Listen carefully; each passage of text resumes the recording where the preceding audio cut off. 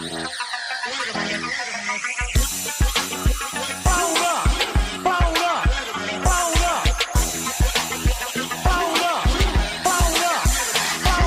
me get him where I fit in, homie.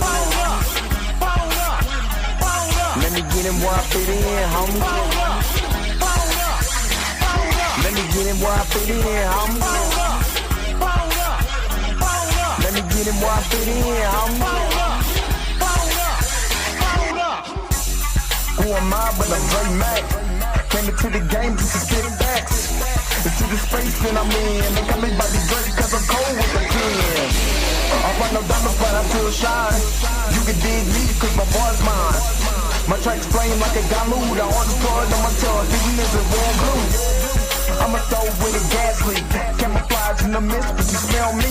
One spark, then I bet you I'ma blow up. Then throw my name around, get stupid, then you go dumb. No rest for the weary, a bunch of stinging in his man, but you can't see me. You rather drink than go pull up, but took a knife through the game, homie. Let me get him where I fit in, homie. Let me get him where I fit in, homie. Let me get him where I fit in, homie. Let me get him where I fit in, homie. I came to eat at the a la carte. Got stripped of a bear, call me brainstorm. Then I come together like a Voltron. Then I pour all the plaques, you Decepticon. Straight rappers to retreat like Cobra. 80s they before they like. Up in the storage and I'm E-man. Up, down, then I'm cheeky. You a beast, man. I take a beat in. Ninja Turtle rap, Turtle Clans get defeated. Hot in my ride, you can call me Night Rider. You can never stop me, cause I'm a guy bomb. Bad attitude like a rocket, my whole to the A. And I bet you can't stop us. LL bad when I go and show up. You can hear the haters in the back. Let me get him where I fit in, homie. Let me get him where I fit in, homie. Let me get him where I fit in, homie. Let me get him where I fit in, homie.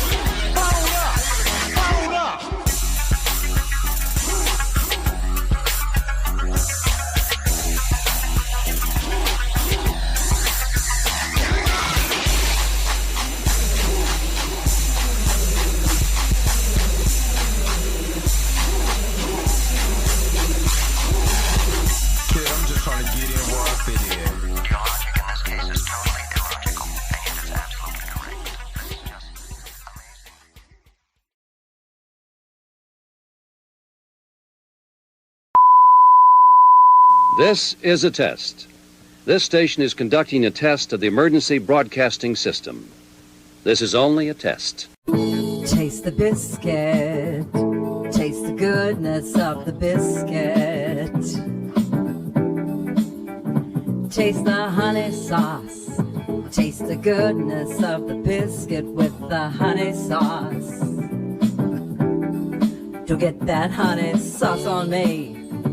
I don't like the way it tastes with my chicken wings. We return you now to your regularly scheduled program. What's up? What is going on, everybody? This is your man, Dre Mack, coming to you again with another episode of The Dre Mack Show. 7:30 in the morning Central Time, 8:30 on the East Coast. And you're on the West Coast right now. Go ahead and get up, because you already know that the early bird gets the worm. And on today, we are going to go back into the detail because they dropped a video that I want to react to.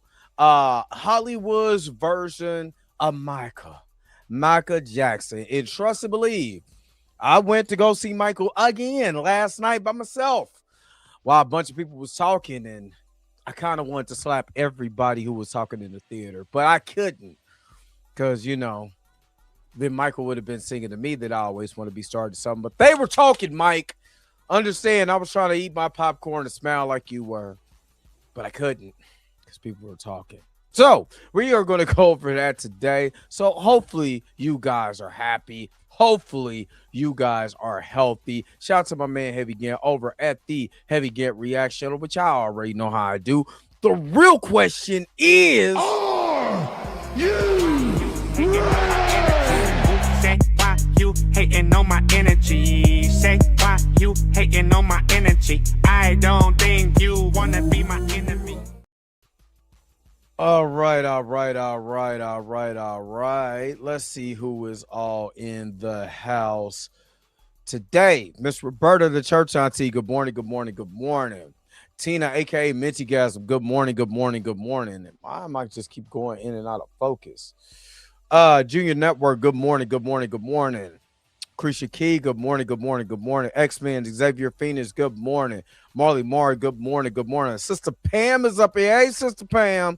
Hey, lady. Good morning. Michael Johnson. Good morning. Ivan Rodriguez. Good morning.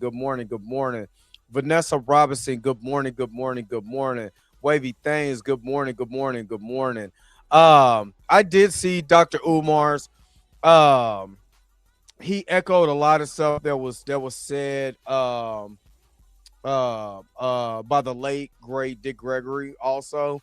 But I appreciate him, speaking on that. Here, what is up, Tiber J? What's going on, Chameleon? What's going on, lady? I haven't seen you in a minute. It's good to see your face up here. Well, I guess that was last week. I don't know, but it's good to see your face. So Detail uploaded this video, and I kind of wanted to do it last week. It was just so much stuff that was going on last week. That it was good. It was actually good. We were getting a lot of. I knew it was last week. We were getting a lot of good stories and stuff like that coming out, and so I was kind of just trying to figure out like what to talk about and stuff, what to react to. Kind of like what's the flavor. I've really been going with my algorithm. My algorithm has actually been, I guess because Michael is a hot thing right now. People can't get enough of Mike. This is the modern day Mike mania, Michael Jackson mania. So my algorithm is really, exploding when it comes to these Michael reactions or these conversations about Michael and stuff like that. So of course, I don't mind keeping this going. You know what I mean? I don't mind keeping this going because again, I love Michael Jackson. My favorite artist of all time, point blank period. I don't care. Michael's music makes me feel, I'm gonna be honest with you. I've had a better attitude. Real talk. I'm not joking. I had a better attitude since I started diving in Michael's music again than I had in previous days. So I don't mind diving right into more Michael Jackson stuff. You know what I'm saying? So that's what we're doing right now and everything. So we're gonna get into this video. I haven't seen it, but I want you to put it in the comment section below. Put it in the comment section below. Which Michael is your favorite? The one that Hollywood created. Which one is your favorite? And really, I know it's going to come, it's going to come between Jafar and Wiley Draper. And while Jafar is most definitely family, and again, seeing it again at the movie theaters, because that was getting my money. That was getting my StubHub money or whatever, which goes into the box office. I bought a ticket. We're trying to get to that Billy, son. And actually, it was funny because me and another young lady, you know what I'm saying, who tried to take my seat, you know what I'm saying, we got assigned seats, lady, but wasn't nobody in there until I turned around. And then now it's just people coming in names talking. I was like, man, shut up. Even though I've watched this movie 3 times in the movie theaters, 80 times on bootleg, I'm still want to watch it. Michael's still getting my money. Y'all shut it up. You know what I'm saying? Please. Even the bootleg ain't talking. Shut up. So, I did kind of go on a tangent. But Jafar got, the manner. I think Jafar was underrated in his movements of basically how Michael moved. You know what I'm saying? The voice most definitely. But I was watching it again. I guess it's just different when you watch it on the big screen. You know, it was just certain movements that he did just had the fluidity of Michael. You know, so dancing and stuff, you know, I think Jafar got it down. There's something about Wiley Draper's eyes. It was it's something about his eyes. Now, I will say they barely made the brother smile in the movie in the American Dream and stuff like that. And Michael had a beautiful smile. You know what I'm saying? All the Jacksons have a he was a little stiff and Thriller. I will say that. He was a little stiff and Thriller. And based on what he said, when him and Antoine Fuqua was talking about that, it was cold. And he said it was chilly that night. So that's probably why he was stiff. You know what I'm saying? He was a little stiff. He wasn't stiff on Billie Jean. He damn sure wasn't stiff on Beat It. On Beat It, I was like, oh my God. Like, I think that's what hit it. SKNL, what's good? I think that's what hit it. You know what I'm saying? Even his performance of Human Nature, yeah. The bad performance, yeah. Wiley Draper just had it's something about his Wiley Draper's eyes. In RP to Wiley Draper, but it was something about his eyes. He had the sad eyes. You know what I'm saying? But I want to get into this. But put it in the comment section. Put it in the chat. Put it in the chat. What's up, the Black Bleach? He killed it on Billie Jean. And it was that move where he opens up his jacket and kind of kicks his leg. I did not know Michael actually did that in Motel 25 because it's a close-up. It's a close-up of that shot. And why do I keep feeling like y'all making me look like my camera's making me look AI? Do I need to pull up? I mean, I don't want all my forehead in the camera. Damn. Even I get tired of that. What's going on? I'm Robin Child. What's up? Good morning. Good morning. But yeah, he most definitely, that Billie Jean performance, he killed that. Again, Wiley Draper's performance on Billie Jean, even though he did good, glove was on the wrong hand, you know, it was more like he was imitating Michael, but his performance as Michael in certain instances, you know what I'm saying? He does give that I don't know. He gives the sadness of Michael. The Flex Zone 1 was good. But yeah, but put it in the comment section which one, because you know what I'm saying? I don't care about Jay-Z's dissing nobody right now. But for real. That's, you know, we talking about Mike. But put it in the comment section below. Which one between Jafar and Wiley Draper, which one do you like? Put it in the comment section below. But before I go any further, let's go ahead and shout out to crew member. It's June 1st, starting in the new month, man. Let's go. Hold up. Wait a minute. Wait. Whoa. Stop everything you're doing. Go and hit that like button. I know this is probably your first time watching, and you probably enjoying everything. Stop fucking on the channel and go and hit that subscribe button so you never miss one of my videos or one of my morning live streams. And for only $2.99 a month, you know you can be a part of the crew. And shout out to all my crew members that have been holding it down for Dre Mack and the crew since the beginning. All right, back to your regularly scheduled program, now in service. Go. Bye.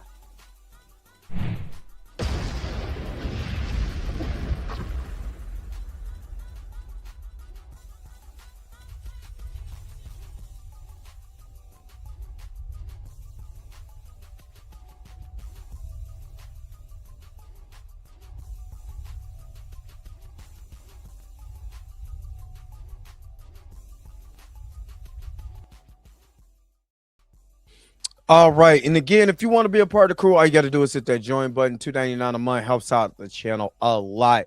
It allows me to do this every morning for you guys.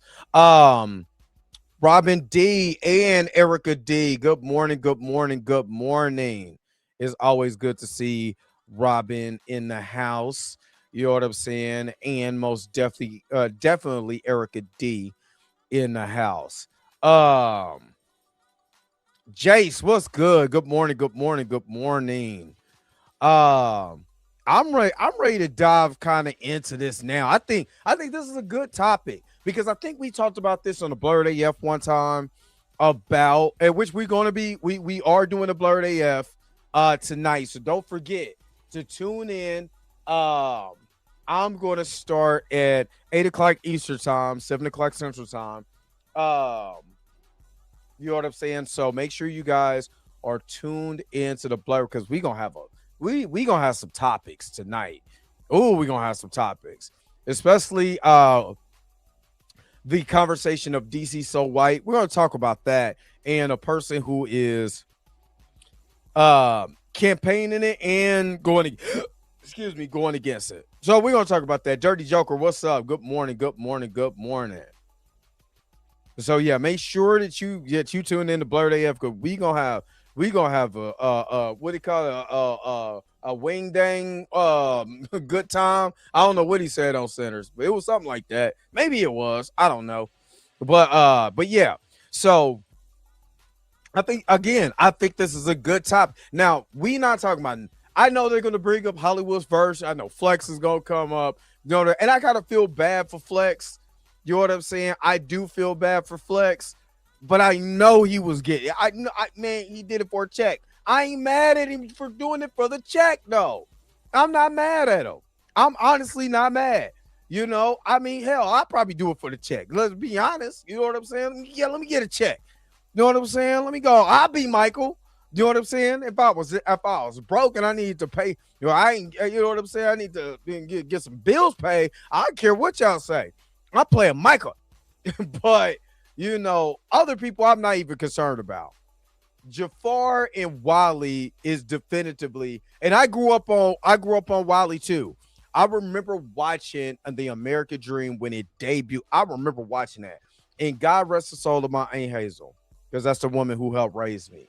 You know what I'm saying? Oh, I don't want to get emotional, but that's that was one of our things we watched.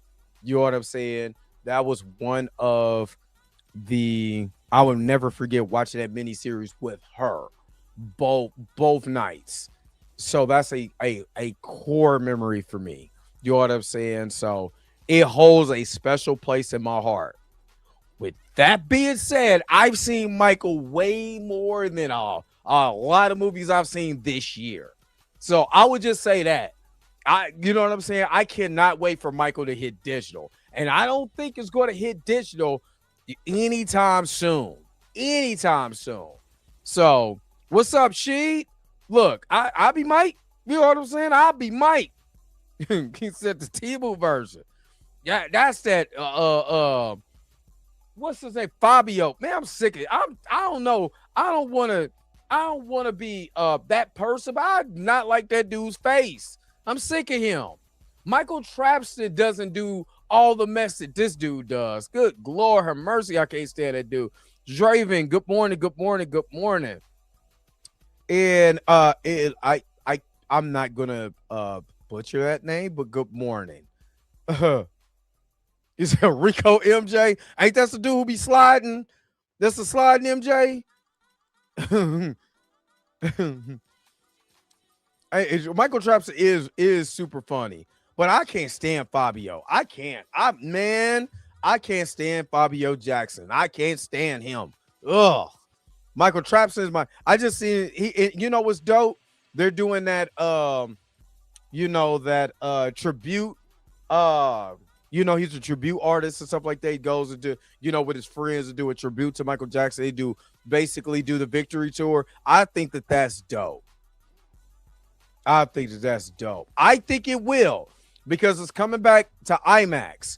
And so this week, on the 3rd, shout out to Christian King, I'm going to go see Masters of the Universe, right? So I see Masters of the Universe on the 3rd. My movie starts at 7. Before that movie starts, I'm going to go buy more tickets to Michael. I want us to, it ain't for everybody, but I want the people who would like to either donate tickets or just, you know what I'm saying, or go to the movies that day if you can. and go for Michael because they trying to drop that documentary, about the allegations in the story. Who do you believe? The jury? You know what I'm saying? Or you believe he's guilty or innocent? Why, when 14 counts said he was innocent? So to put some money back in the, in the Michael movie's pocket, I'm going to go buy another movie. I might see a couple that, or see some people, what movie y'all going to go see? Y'all going to go see Michael? Here, movie on me. That's how generous I'm feeling. You know what I'm saying for that. And then also while I'm feeling generous, don't forget my man Marley Mart is in here. He got a Kickstarter that's going on right now for a future project. So make sure you guys are checking out what Marley Mart is doing. You know what I'm saying? And support what he got. The collaboration in the film that he has going on right now. So check it out. All right. Let me just transition over. You already know what I got to do. There is some buttery biscuit activity going on, and of course I gotta bake me some wonderful biscuits. So I want you guys do not go nowhere. I'll be right back for more of the Dre Max Show. Knight Rider will continue in a moment.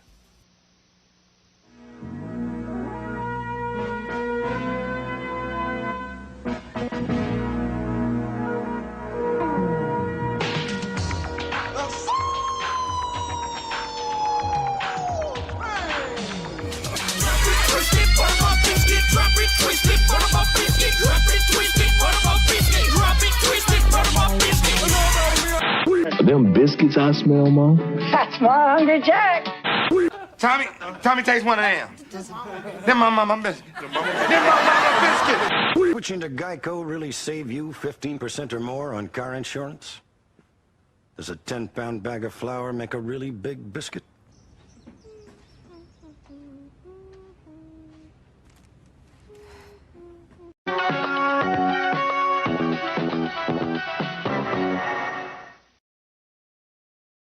Transition over real quick. Okay, hold on. Lord have mercy. Hold on, y'all. Hold on. This mug is acting stupid now. It is acting stupid. Where's my... There we go. And Robert Shaw, so I watched the one where the bodyguard is talking about the day Michael died. I did watch that. And how Conrad Murray, he had the when they came up with the publisher, he had the same agent as the bodyguard. And he wasn't really the bodyguard, he was really training in martial arts. Michael in martial arts. But yeah, it's been some good stuff. I do need to make some more. The problem I've been having, brother, I have been working the last 18 of the last 21 days at my job, and that is 11-hour shifts plus. So I've been tired, but I got some in the thing. Yesterday was the first time I got to be free. So I went and got me some smoked jerk wings.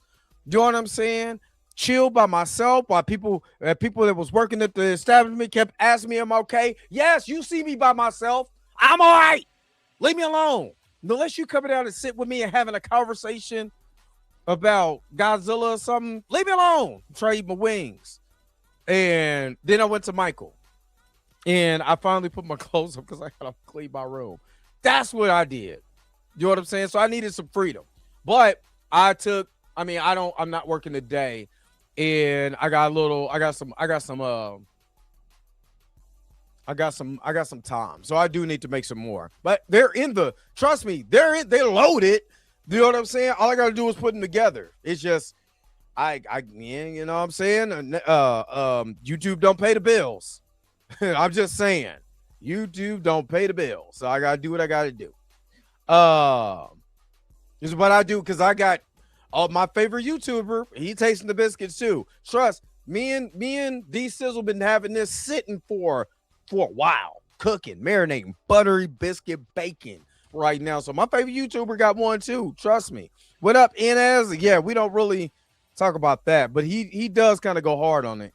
You know what I'm saying? What's up, Chad Flicks? And trust me, I'll remember it too. You know what I'm saying? Trust me. Oh, let me check. Oh, well, I need the video up to be able to do it. But and I might throw some I gotta throw some more different video some more different type of commercials in there from the I gotta throw the 90s and 2000 commercials in there. You know what I'm saying?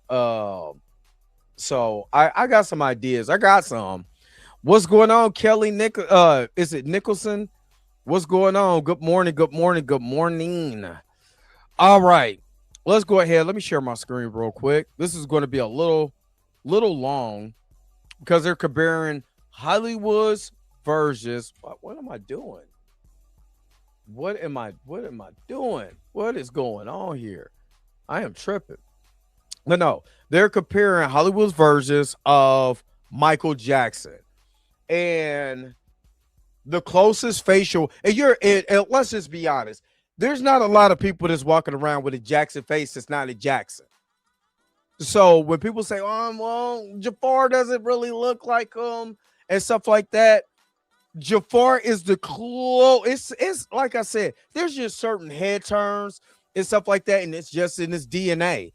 You know what I'm saying? It's in his DNA that you'll turn around. It favors Michael. You know what I'm saying? In certain eras of Michael's life, it's not going to be everything. I don't think I used to say he looked like Jermaine. He doesn't really look like Jermaine at all. I mean, Jafar has his own face. I think it was Wally Draper's. I think it was just the emotion that he brought to it. You know what I'm saying? To that role, because it was more used. Let's be honest. The American Dream ain't perfect either. That's not a perfect movie. That's not the definitive, everything, you know what I'm saying, was right in American Dream either. Because I do got another video that I stumbled upon that breaks down the American Dream. I do want to do a reaction there. Even though I've seen it initially, I want to do a reaction video to some of the things that I did not know that should have been clarified a little more. You know what I'm saying? Just a little commentary to it. But you know what I'm saying? It was like almost a loneliness or the sadness of Michael, the not being able to grow up because, he had acne and stuff like that. He played that very well. Did we get any smiling and stuff like that? I mean, even when he was talking to Barry, he wasn't smiling. He wasn't laughing. He wasn't himself. It was just like, I want a solo. If I do it, I want a solo. And then it kicks into Motown 25. And they had the rights to everybody in that movie. Everybody. Randy, Jackie, Jermaine, Tito, Michael, Marlon, Reby, Janet, LaToya, everybody. Yet they still didn't do the performance of the Jacksons in Motown 25. They didn't break down the Victory Tour in the drama with the Victory Tour either. You know what I'm saying? They made it, where, hey, there was just a coming together of the people, of the family. And that's not the way that went down. They couldn't stand each other towards the end of that Victory Tour. So, Jermaine was a producer. Yes, he was. And he made himself look really good. You know what I'm saying? In that movie. Let's be honest. Because he was trying to make it seem like he was just so torn to leave Motown. No, he wasn't. He wanted to be under the ship because he wanted to be a star. Stop it, Jermaine. You know what I mean? His wife was like, you ain't going nowhere. He was like, nah, I ain't. Right. He was under Papa Gordy. You know what I'm saying? So let's stop playing. But anyway, I'm rambling and I want to do that video. So enough of me talking because this is about 37 minutes long. So let's get to it. Comparing Hollywood's many versions of Michael Jackson. He was Triple H. He was. That is hilarious. Man, Inez, you came in here. That was a good one. Yeah, Motown 25, I think, should be a movie within itself. Where is We Are the World, though? But probably they didn't have a rights to everybody, so. It's a feat rarely attempted in Hollywood, trying to tell the story of Michael Jackson, a life so extensively documented, yet a man still so deeply misunderstood. His story was simply too expansive, and his image constantly evolving, both physically and culturally.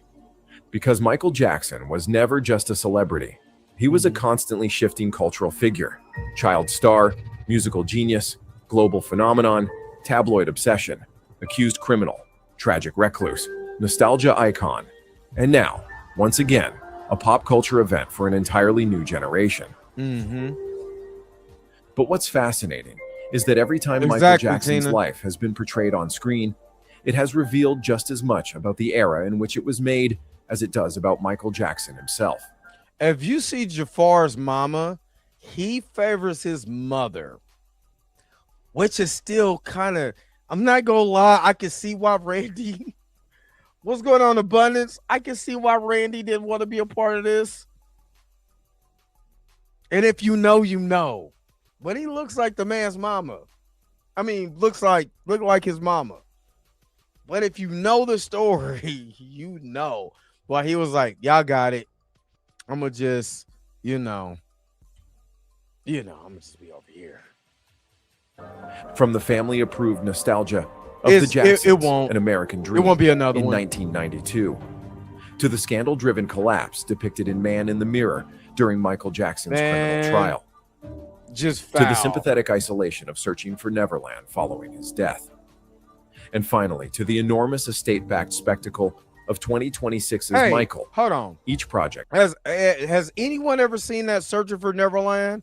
And if you have watched it, is it good? Does it portray Michael in a light? Yeah, that's his nephew's. Yeah.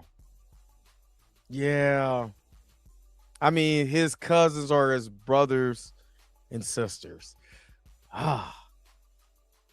Yes. Jafar's mother was married to Randy. And then Jermaine married her and had Your Majesty and Jafar. And when I tell you, I was watching this clip. I think it's on X. I think I watched it on X. Now, all those who try to inbox me on X, I can't get into my X because now it has some kind of passcode and stuff like that. Just inbox me on Instagram because I'm so sick of X. You know what I mean? I pay all this money for just foolishness. But yeah. You said you didn't, somebody said they didn't like it. Oh yes, Kelly, you said yes, I seen it. I didn't like it. Yeah. I just wanted to know if anybody watched it because I didn't know if I wanted to see it. But anyway. Yeah. But there's this, I guess it was a promo for a Jackson, another Jackson reality show. So the Jafar comes in and he starts singing a Justin Timberlake song, getting all the kids, and including their mother, comes in, and they're talking about, the death of Michael and how everything has been hard, over at Havenhurst and all of that. He still looks like a Jackson BD, but if you see his mom, you'll be like, oh, I can see where he has a lot of his features from his mom. You know what I'm saying? Still has the Jackson smile. But in his sister, which I think his sister is Randy's daughter, looked just like Catherine. Oh, it's almost scary because she looked just like her grandma. But there's one kid that's not Randy Jr. that looks just like Randy Jackson. I'm talking about a light-skinned splitting image of Randy. Oh my goodness, it was scary. So I can see why. reflects a completely different version of who Michael Jackson was in the public imagination at that exact moment in history. Some tried to protect his image. Others attempted to profit from his downfall. Some were shaped directly by the Jackson family and estate, while others were made entirely without their consent. Some wanted to celebrate Michael Jackson. Others wanted audiences to understand him. And a couple simply wanted you to stare at the spectacle. Because Michael Jackson's story has become something larger than biography. It has become mythology, constantly rewritten depending on the fears, fascinations, controversies, and cultural conversations of the time. Yes, they are. And nowhere is that Yes, more Eric obvious D. than with the recent release and extraordinary success of Michael. Audiences packed cinemas. Younger generations discovered Michael Jackson's music through social media. And streaming numbers surged to some of the highest levels of his entire career. I mean, I know people talk stuff about the estate, you know what I'm saying? But it's Michael's money. So for what I understand, at Prince and Paris, Prince Paris and Blanket at a certain age is going to get a lot of money from the estate, a lot of money from his will. So, but right now they're good. That's generational. This man created generational wealth for his family. I don't care what nobody says. That's dope within itself, but I want to see these different portrayals of Michael, man. So let's keep going. More than 16 years after his death, Michael Jackson once again became one of the biggest cultural talking points in the world. So in this video, we're going to explore every major Michael Jackson biopic ever made. Not just how accurate they were, but who was controlling the narrative behind them, and what each one reveals about Michael Jackson's constantly changing public image across more than 3 decades. Yeah, he Here's did the do detail. it dirty. Okay, before we answer that question, which biopic that you've watched that you think portray Michael in the best light? Put it in the comment section or put it in the chat right now. Which biopic do you think did the best job encompassing who Michael Jackson was? This one is hard because, for me, because I've only seen the 2, American Dream and Michael. And for me, Michael created the essence of like that smile, the childlike wonder, you know what I'm saying? The hope, the dream, the ambition, and people knocked the scene where he's watching television and talking about gang members.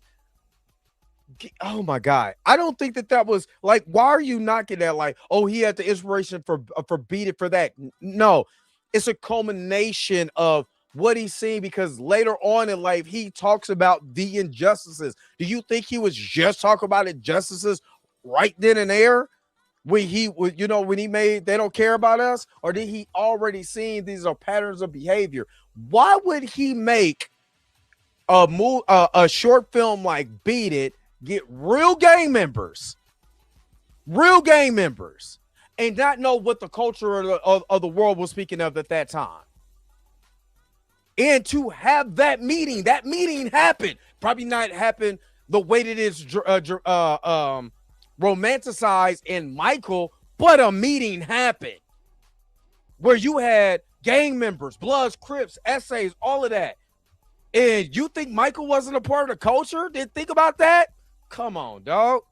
You ain't having real gang members pop up and you ain't really a part of the culture, or you don't know what's going on or what's happening. The first major attempt to dramatize the life story of superstar pop icon Michael Jackson came with the release of The Jacksons, An American Dream, a 5-hour ABC miniseries broadcast across 2 nights in November 1992.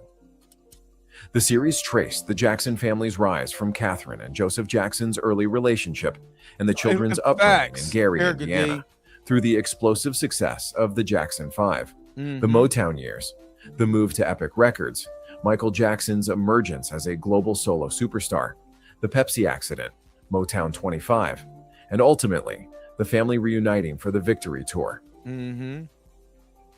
At the time, it was one of the most ambitious television portrayals of a music family ever attempted. That is facts. That is very much facts. They all look super young. It's almost like Randy became older like overnight from this black and white picture, him and Tito, to where they were once the Jackson 5, became the official Jackson 5, a part of Motown. It's like that 2 or 3 year jump aged Jackie completely up, because he always looked like a grown man, even though he was like 18. I forgot what the drummer's name was that was a part of the original group. I will say this. American Dream did my man Michael wrong with the way they portrayed the Pepsi incident. They had my man rolling down like a whole log.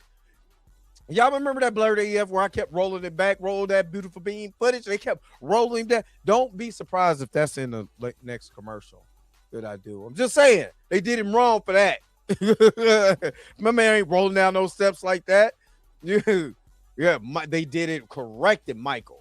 But this is the only, for both of these, I would say I knocked it because, they didn't show the variety errors. And you know what I'm saying? Literally how busy they were. That's why I always said it. Michael, they should have montage of Michael working. You know what I'm saying?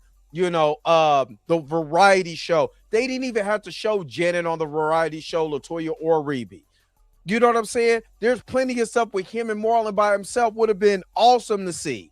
You know what I mean? And stuff like that. It's just him constantly working.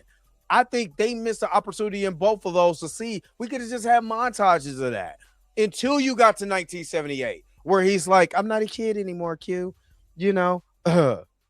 So that's my personal opinion.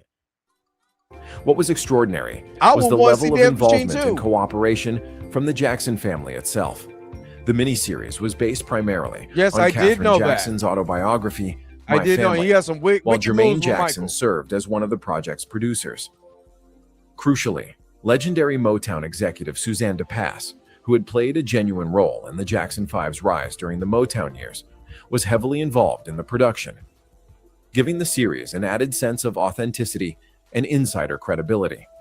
For arguably the first time on such a large scale, the Jackson family had the opportunity to tell their own story in their own words, with access to the music, imagery, performances, and emotional beats that outsiders simply could not authentically recreate. Rather than relying entirely on tabloid mythology or media speculation, the series presented a version of the Jackson story shaped by the people who had actually lived it. Although Michael Jackson himself was not formally credited as a producer or writer on the project, he was still involved behind the scenes and reportedly approved certain aspects of the production, including casting decisions and key scenes depicting his life. Michael is said to have personally approved. I was mad, completely mad at how much makeup they put on Wiley Draper's face. Wiley looked like Michael if he was turned into a vampire for real. But yeah, I will still say Angela Bassett is the best Catherine. That's just because it tells her and Joseph's story. You know what I'm saying? It tells her and Joseph's story. I love Angela Bassett as Mother Catherine. I do. I love it. That's my personal opinion. Oh yeah, absolutely, Jace. Absolutely. And Jason Weaver did do a great job as young Michael. And let's be honest. Let's keep it a buck. I've been wanting to say this for a minute. This is going to be highly controversial in some circles, but Michael Jackson was bad as hell as a kid. Some of them ass whoopings he deserved. I'm sorry, Miss Roberta, but some of them whoopings he got, he was bad as a kid. And they perfectly showed him running away from Joe in the American Dream. He talked back. He was bad. He couldn't sit still. I know somebody said that Michael was probably I think it was in the one video I watched. It was probably like he was probably ADHD. You know what I'm saying? Of course, it wasn't diagnosed back then. But I believe he probably was ADHD because he could not sit still. But I think he was bad. I'm sorry. That's probably why he had an album called Bad, because he was looking at his shoulder like, man, that was bad. Proved Angela Bassett's casting as Katherine Jackson, I think he deserved while also a couple of supporting those. elements of the portrayal of his younger self. That involvement matters because Michael Jackson had become so distant from the public that almost every public image of him was increasingly filtered through sensationalism, parody, or speculation. Facts. Michael Jackson's commitment to maintaining an air of mystique, coupled with his reluctance to publicly explain himself, allowed his story to be increasingly manipulated through sensationalism and speculation by a tabloid press often driven by its own dubious intentions. Prince. An American Dream offered something very different. A rare attempt to contextualize Michael Jackson as a human being living within the world of extreme fame that had shaped much of his existence. I love his wig. By His wig was on 1992, point. the Jackson family occupied a strange and increasingly fractured place in popular culture. Brady is so cute. Michael Jackson was still technically the biggest entertainer in the world, following the recent release of Dangerous and him embarking on its accompanying world tour. Yes, he was. While sister Janet had in her own right also become one of the highest paid Yes, she and was. most successful female artists on the planet. Yes, she was. Yet despite their extraordinary And- success, public Are y'all ready for a Janet biopic? Because there's some elements of Janet I gotta know. You know what I'm saying? Especially when she was married to what's his name? DeBarge. Was it the older brother when she was 18? Yeah, I gotta God, I forgot that. But I want to see something about her experience. You know what I'm saying? Especially dealing with her weight. You know what I'm saying? Being in the shadow of a Jackson, of Michael Jackson. Everybody comparing her to her brother. Her actually just forming her own thing. You know what I mean? I want to see that personally. I call it Rhythm Nation. You know what I'm saying? I would. They sure was. Them kids. Look, Prince was wearing that man's wig out.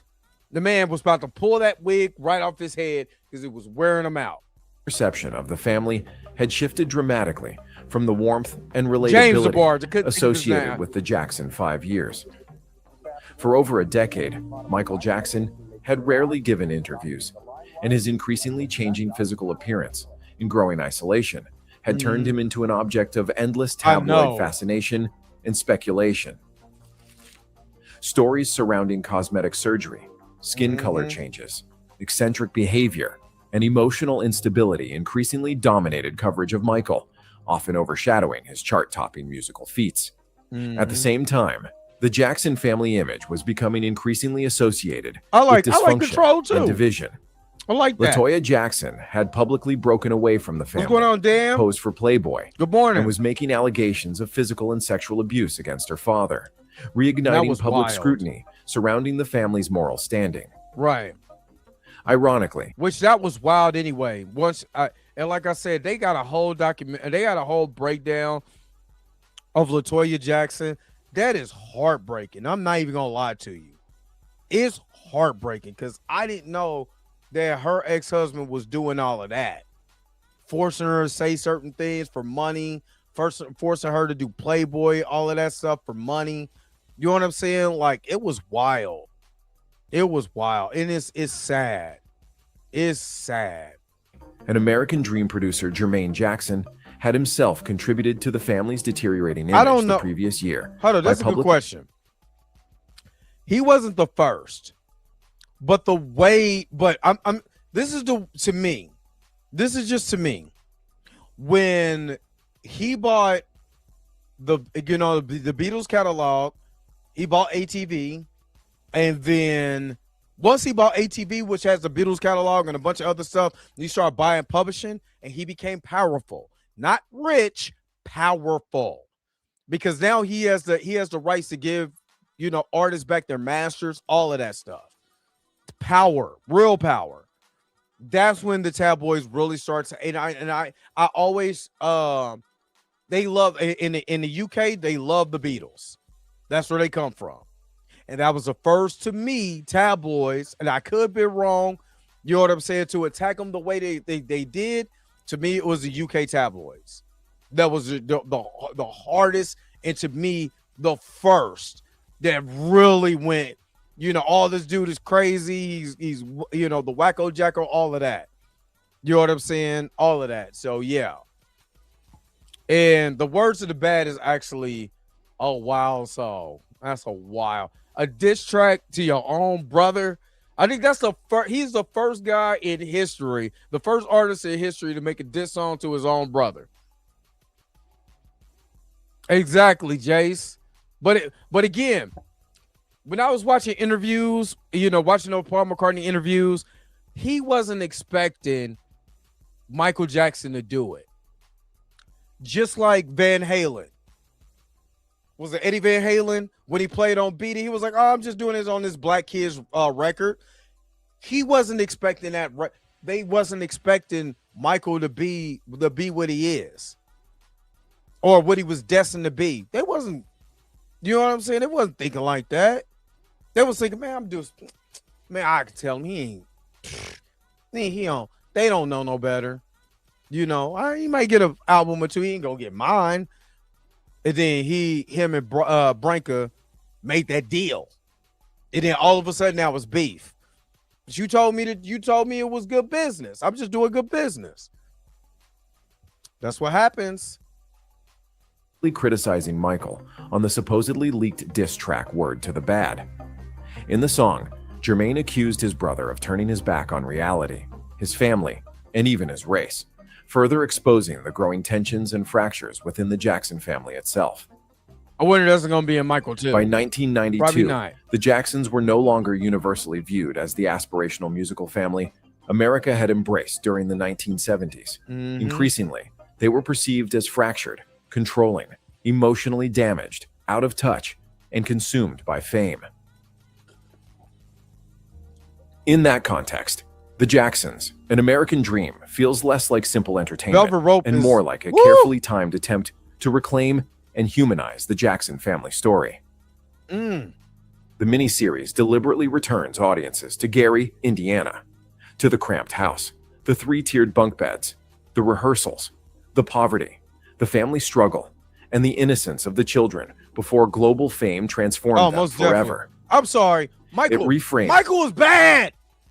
That's why he had an album called Bad, because he was bad. That little kid was, man, bringing rats and all of that to the house, run around here. Boy, get my belt. Michael, get him. No, Joseph. Still one of the funniest parts of that whole miniseries. When he's under the bed, he was like, no. That little boy was bad. Woo. But yeah, the Velvet Rope, fire album. And yes, there is confirmation of part 2. They're actually in production on that right now, if I'm not mistaken. But yeah, I'm trying to make sure that I got all you guys and stuff. Okay, yeah, let's keep going. The Jacksons not as untouchable superstars, but as a hardworking Black American family whose extraordinary success came through discipline, sacrifice, talent, and perseverance. Even the title itself, An American Dream, feels deliberate, positioning the family as relatable symbols of ambition and survival, rather than the bizarre tabloid caricatures there goes they were Jermaine increasingly Jackson becoming Jr. in the public imagination. Facts.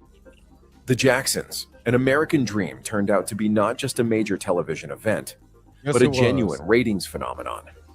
Across its 2-night broadcast, the miniseries became one of the most successful music biography dramas of the decade, with its second half watched by over 38 million viewers and ranking as the highest-rated program of its week. The awards response was strong, too. The The series received 4 Emmy nominations, with Michael Peters winning the Emmy for Outstanding Individual Achievement in Choreography. An American Dream capitalized during the beginning of a wider nostalgia wave surrounding the earlier Jackson's era. Mariah Carey had just taken I'll Be There back to #1 earlier in the year, while hip-hop and R&B artists increasingly sampled Jackson 5 records throughout the early 1990s. Jackson's projects like 1989's 2300 Jackson Street had already attempted to reconnect the family to that legacy commercially. But An American Dream succeeded where other projects struggled because it rebuilt emotional attachment through storytelling. However, critically, the response was more mixed. The performances were the main thing reviewers praised, especially Angela Bassett as Catherine Jackson and Lawrence Hilton Jacobs as Joseph Jackson. Now, he used to date LaToya back in the day. Who was your favorite Joe Jackson? American Dream or Michael? Put it in the comment section.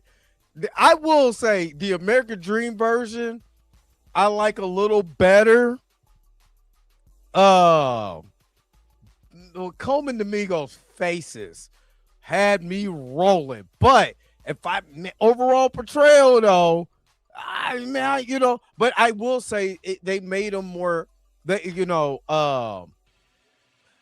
think Joe was complicated, but I don't think he was like the worst dad on the face of the planet. He was not a good husband. Let's just be real. He's a terrible husband. You know what I'm saying? Because he was out here cheating left and right on Catherine, out here making outside kids and all of that. You know what I mean? But you know what I mean? But I think the American Dream version is a little bit better portrayal. But y'all put it in the comment section. You know which one you think. I told you what to think. Now, Michael, you think you can step up to me, huh?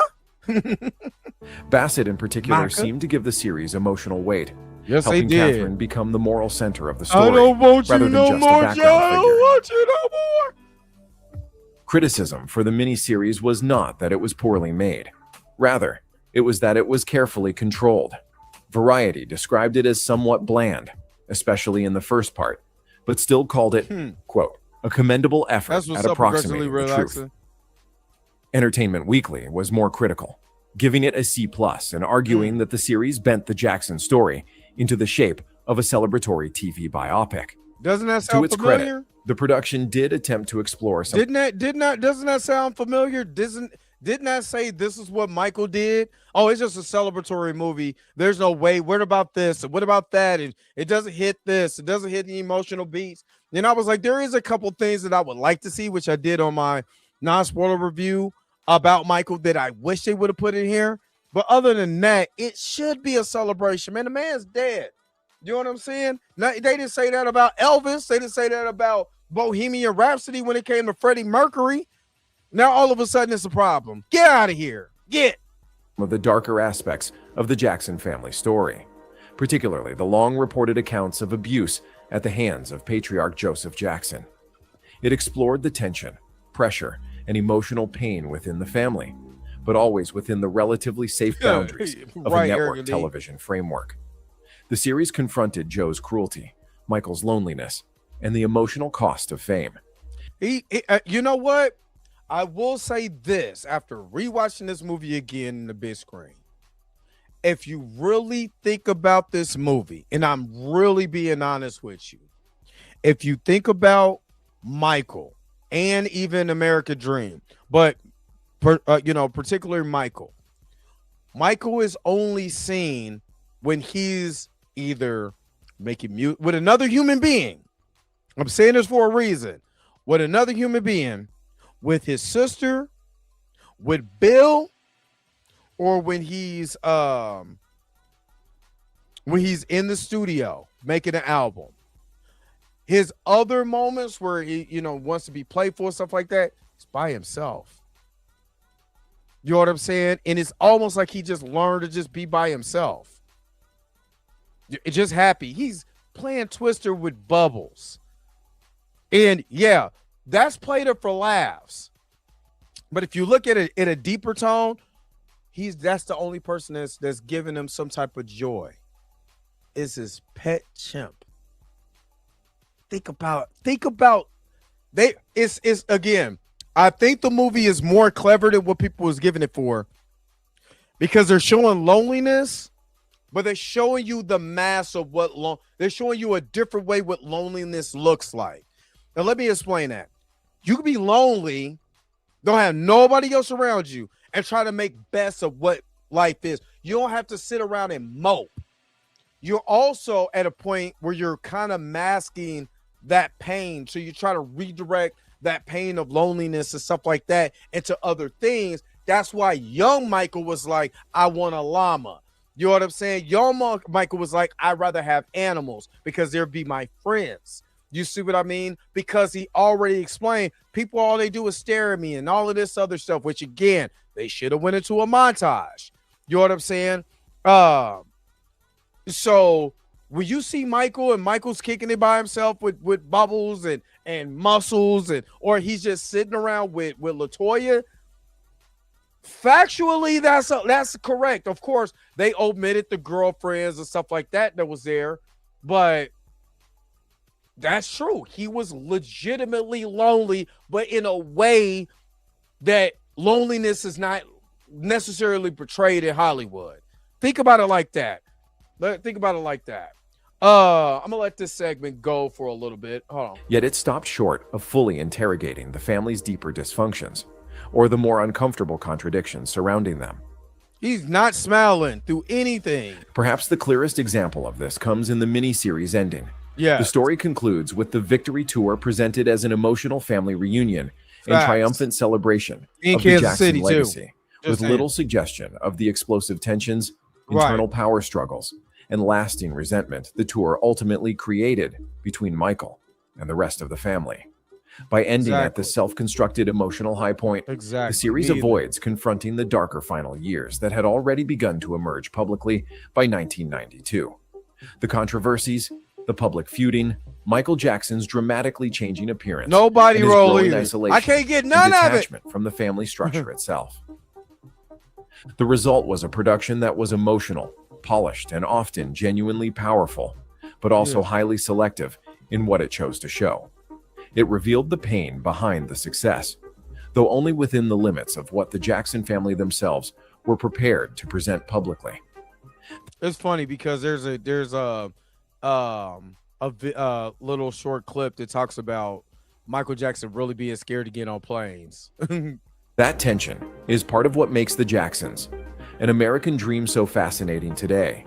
It exists simultaneously as both a revealing portrait of the family and a carefully managed act of image making during this crucial period in their history.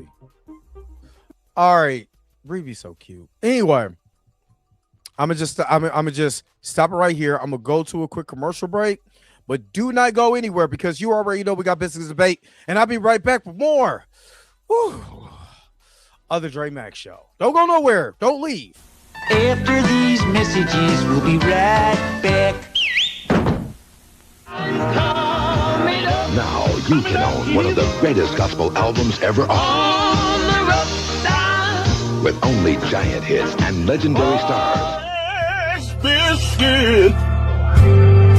I know it's the truth about it. I love. Oh, how I love this biscuit. Oh, how I love this biscuit. It is the best biscuit I know. This treasury is not sold in stores, and when you call the toll-free number now, you also get another entire album of all-time gospel favorites. We now return to the Transformers. All right. I will say this. If you actually watch American Dream and you watch Michael, but you start Michael from that 78 on up, that's your complete movie right there. Sounds weird, but I watched the American Dream, and then I went to go watch Michael like that same day, the first time I went to go see it. it flows. Is all I'm saying. There's a good flow on that.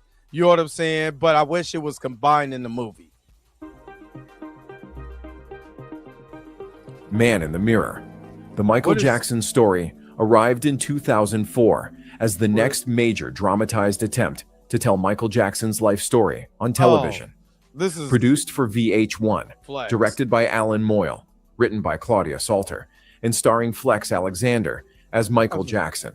The film aired on August 6th, 2004, just months before Jackson was due to stand trial on child molestation charges in early 2005. It functioned almost like an unofficial continuation of The Jacksons, An American Dream, where An American Dream ended around the Victory Tour era, presenting the Jackson family at a carefully constructed emotional high point. Man in the Mirror picked up the story in the aftermath, focusing on the solo superstardom, isolation, plastic surgery, Neverland, marriages, children, allegations, and public downfall that the earlier miniseries had avoided. But unlike An American Dream, this was not a family-approved production. It had no meaningful involvement from Michael Jackson or the Jackson family. And because it was unauthorized, it also lacked one of the most essential ingredients in any Michael Jackson story. The music. The music.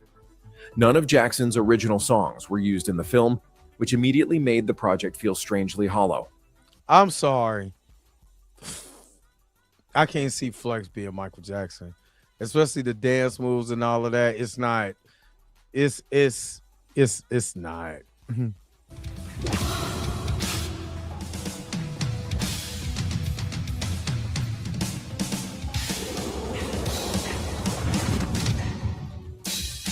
What is this? This is terrible. The timing of the film was also crucial.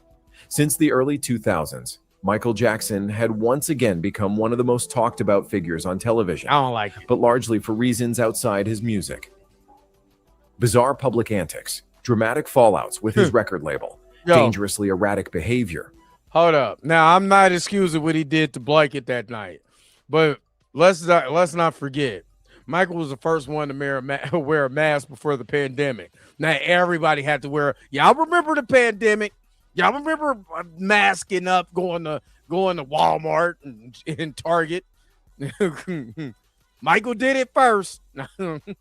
Rumors of financial ruin and his disheveled appearance further fueled speculation of an addiction to plastic surgery, led many to question what exactly happened to a figure who was once one of the richest, most successful, and most celebrated icons in popular music, only to fall so dramatically from grace as his personal struggles played out in the headlines in full view of the world.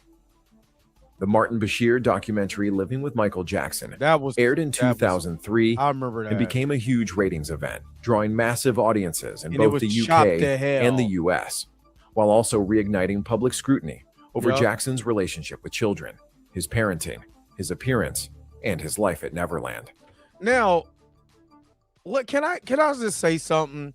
Michael Jackson had his hair burned to the nerves, right?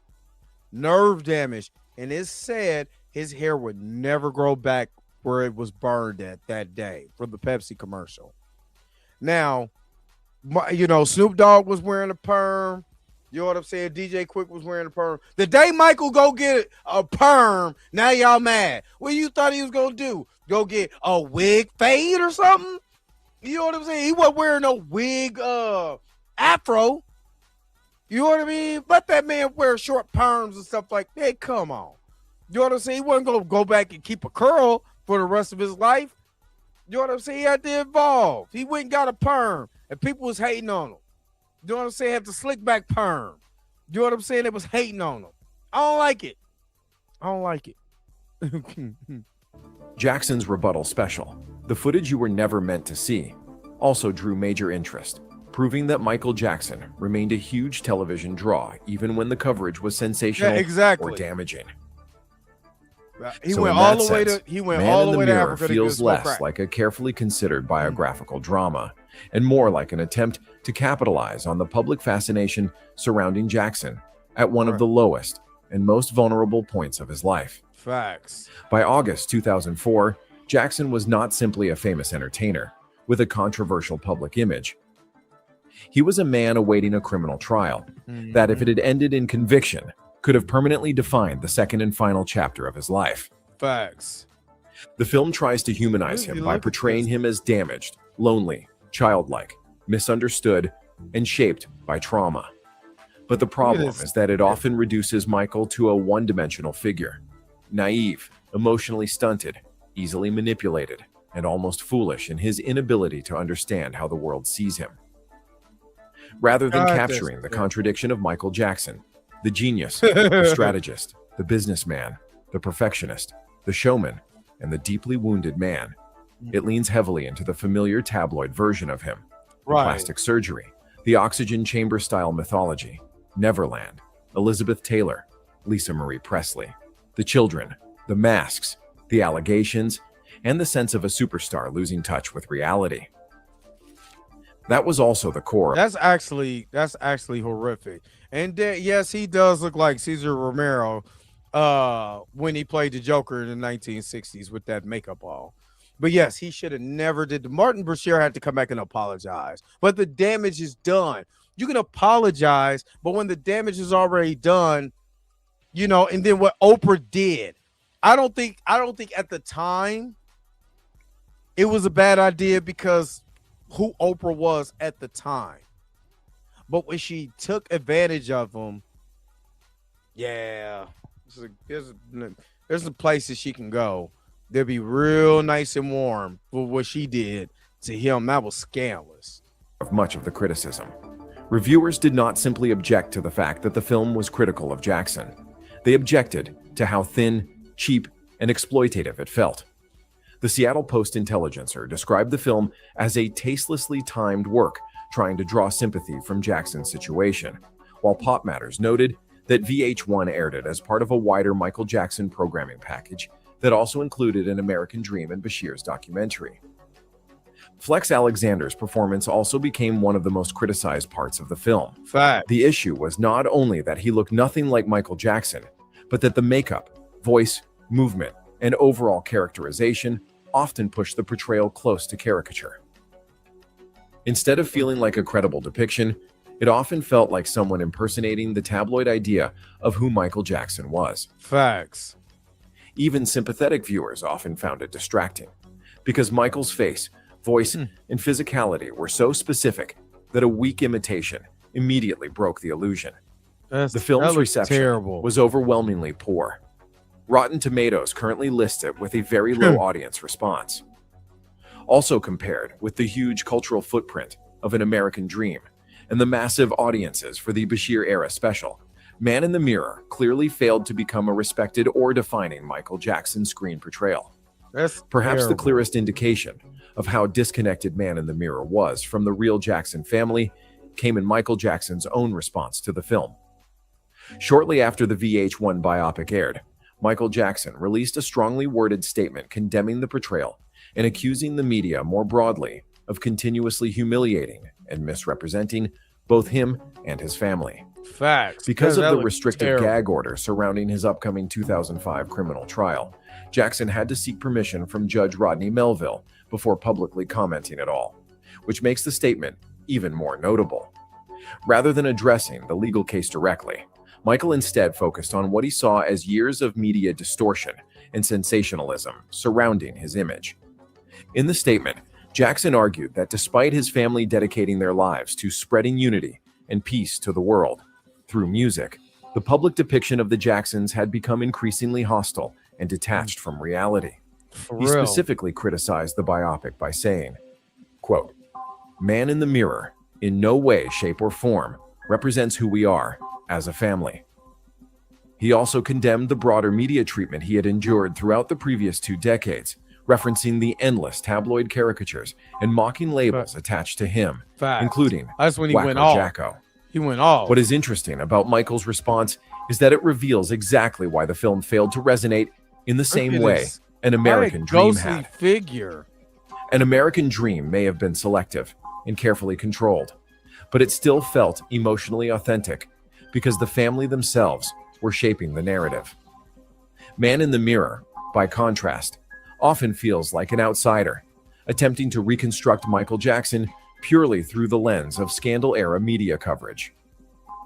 Without Michael's music, his creative input, or the emotional grounding provided by the family perspective, Man in the Mirror became, in Michael's eyes, yet another example of the entertainment industry profiting from a distorted public fascination with his downfall, rather than attempting to understand the complexities of his life and the real human being living in between the sensationalized headlines.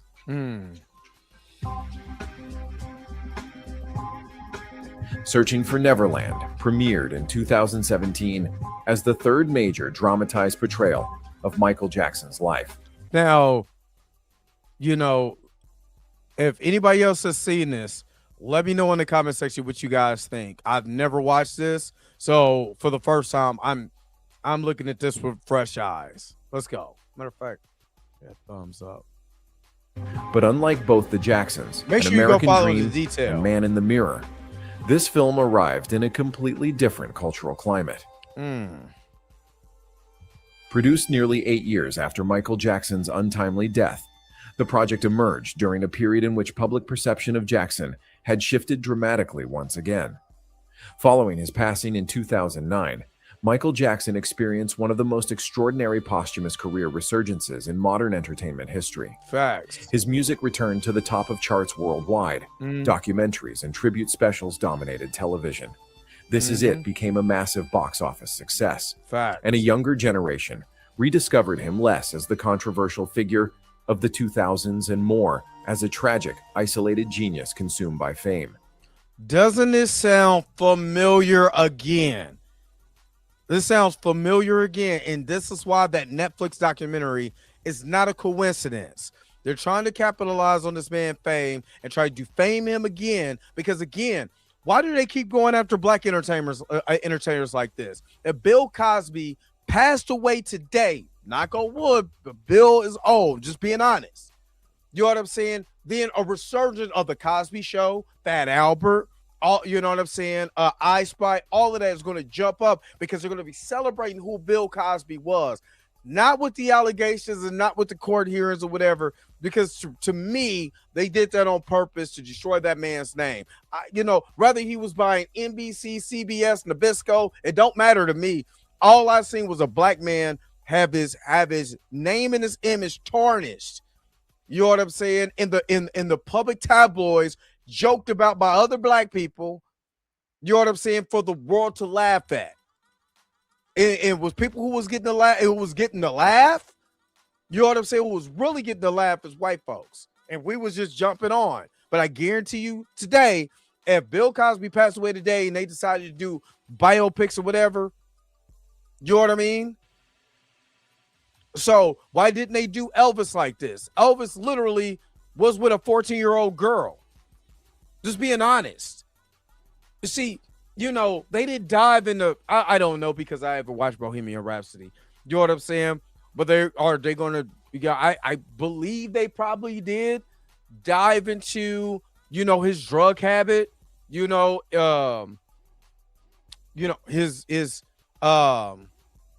you could call reckless sexual exploits. You know what I'm saying? To lead to his death.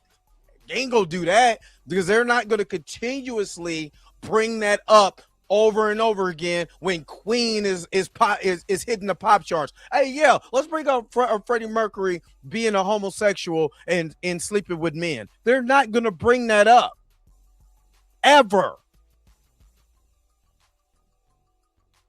So why do they do that?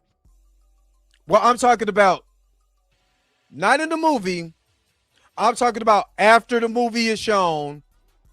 Well, what I'm saying is after the movie is shown, you don't see Netflix doing a documentary on Freddie Mercury that's in a damaging light. You don't see MTV coming out with a Freddie Mercury documentary. You don't see individual people coming out and saying this is the real Freddie Mercury. I'm talking about afterwards. That's like constantly going over and over again. Did they? I could be wrong. I know they didn't do it with Elvis. I know they didn't do it. I'm talking about constantly over and over again, people capitalizing on the success of that. If you get what I'm saying. Like, Michael Jackson comes out, next thing you know, how many documentary series have they done on just Michael Jackson's allegations? Just, I'm talking about from the from YouTube all the way up until now, where you're just seeing that constantly in the zeitgeist. Because I would tell you this, Tina, when that Elvis movie came out, which I didn't watch, I wasn't interested. Elvis is a thief, and he never gave the black artists their just due. Sorry, in my personal opinion. But what I did not see is mainstream media continuously you know what I'm saying, create articles and all of that, you know what I'm saying, on Elvis 24/7 that was damaging to his legacy.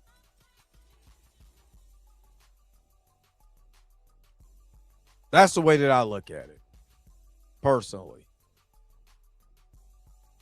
I could be wrong. In death, that's just the way I much look of at the it. hostility and ridicule that had defined the final years of his life softened into fascination, sympathy, and nostalgia. Yes, it is. In many ways, morning. Searching for Neverland feels like a direct reaction against the tone of Man in the Mirror, where the 2004 VH1 biopic leaned heavily into tabloid spectacle, caricature, and public scandal.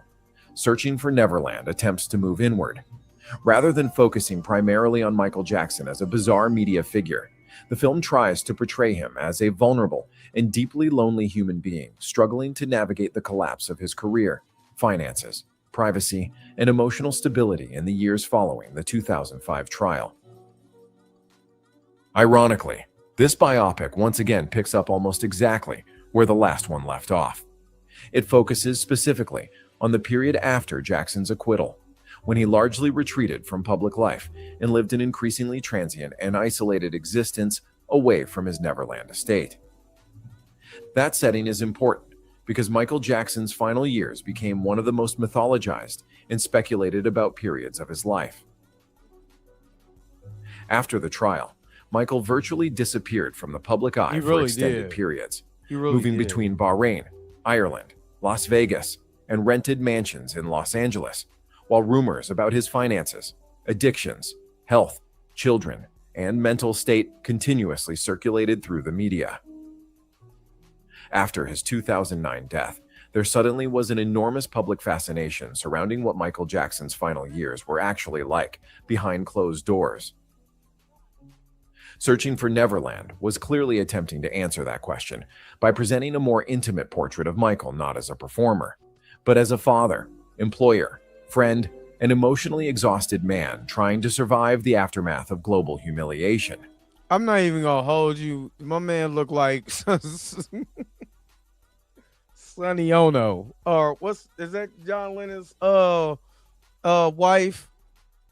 Yeah, Michael was adding hot sauce to the popcorn. Is it Sonny Ono? Oh, what was it? Man, it's the face. It's The film was based on the book Remember the Time, Protecting Michael Jackson in His Final Days, written by Jackson's former bodyguards, Bill Whitfield and Javon Beard. Yoko Ono. That source material immediately gave the project a sense of authenticity that Man in the Mirror argued. Am I tripping? Yoko Ono. Yeah. Am I tripping? But doesn't...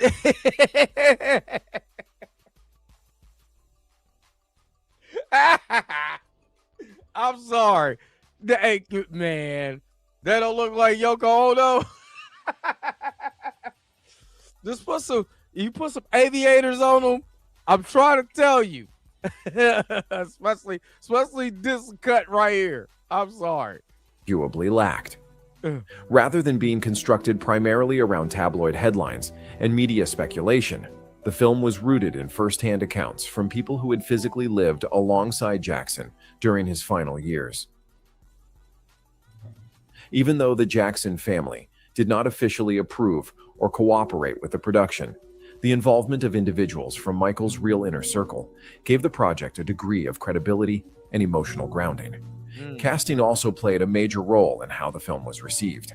Rather than hiring a conventional actor, attempting a broad impersonation, The production cast Navi, a Michael Jackson impersonator who had actually known Michael personally and had even performed for him.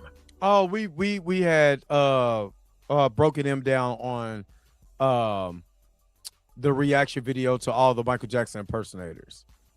But it still looks like Yoko Ono. That decision gave the portrayal a noticeably different tone from Flex Alexander's performance in Man in the Mirror. While Navi obviously still could not fully replicate Michael Jackson, his understanding of Jackson's voice, body language, mannerisms, and emotional fragility often made the performance feel more restrained and human. The film consciously avoids turning Michael into a parody. Instead, it portrays him as soft-spoken, anxious, childlike, emotionally dependent, and deeply fearful of betrayal and exposure.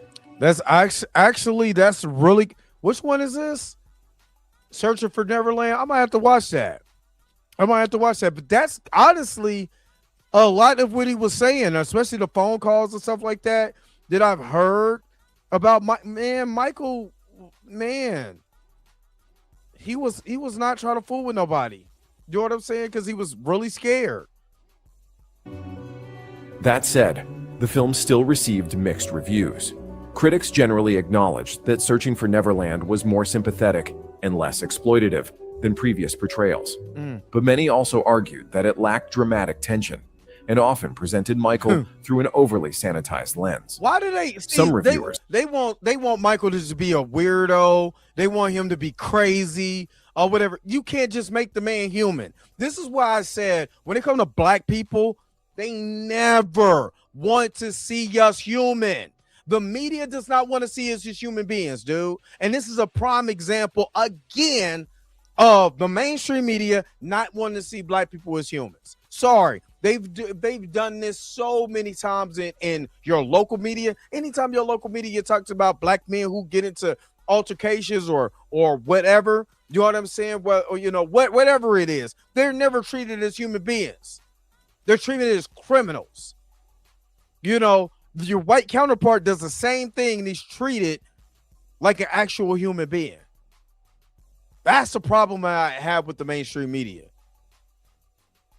Felt the film bordered on hagiography, portraying Jackson almost entirely as a misunderstood victim, while avoiding deeper interrogation of the controversies and contradictions that surrounded him. See, again, the guy got 14 counts, not guilty. But also, when you want to see the humanistic side of, we want to see him being weird, and we want to see him with children.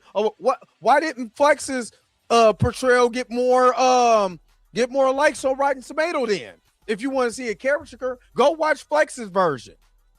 You know what I'm saying? And again, it's not Flex. Flex was doing the job. You know what I'm saying? This is what he had to work with. But they wanted to portray this man as the worst person on the face of the planet. And they do not. When I tell you, they do not do their white counterparts like that. Even when I'm watching IDTV and somebody does the worst crimes on the face of the planet, they made Jeffrey, think about it like this, people. They made Jeffrey Dahmer human. Think about that. Remember the Netflix? Was it Netflix that was showing that, or was it Amazon? One of them on the Jeffrey Dahmer documentary. They made him look. They tried to humanize him. Man going around eating people, eating black people, eating gay people. This man was going around chewing on folks. They had no problem making him human, though. That's all I'm saying. Others criticized the low-budget television aesthetic and the limitations of the performances, though many still considered it a far more respectful and emotionally believable portrayal than Man in the Mirror.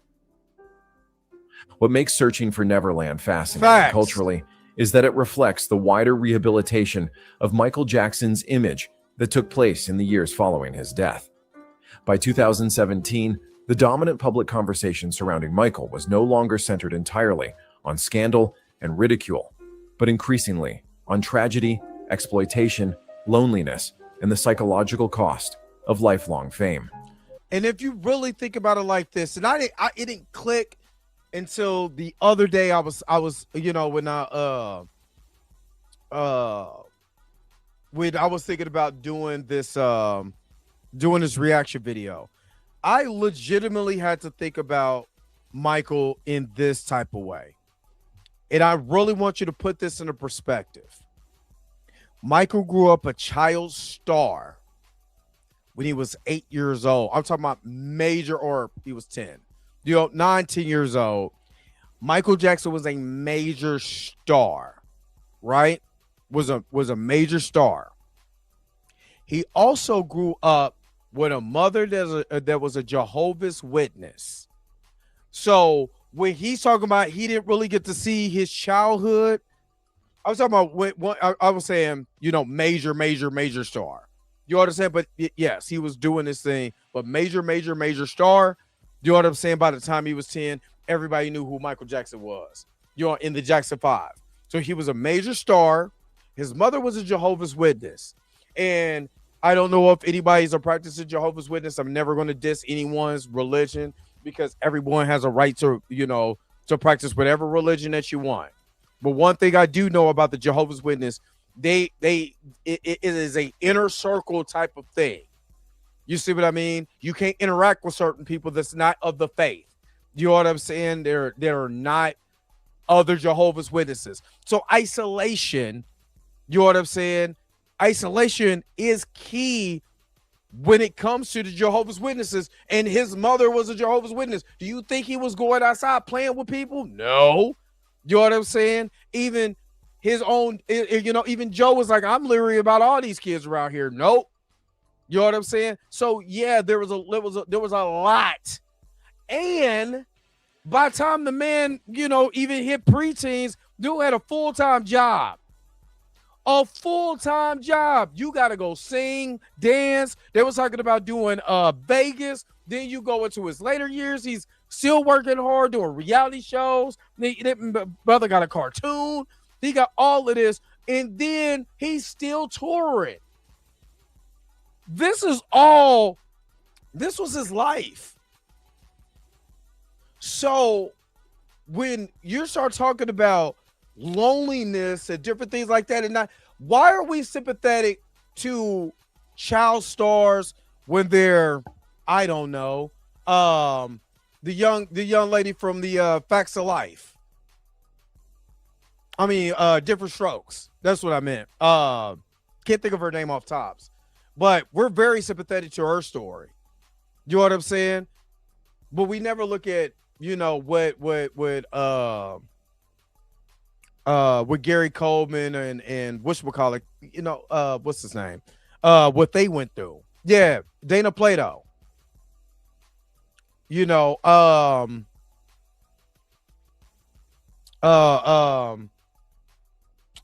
tragedy from I think it's something Krittner that played Lois Lane in Superman 1978.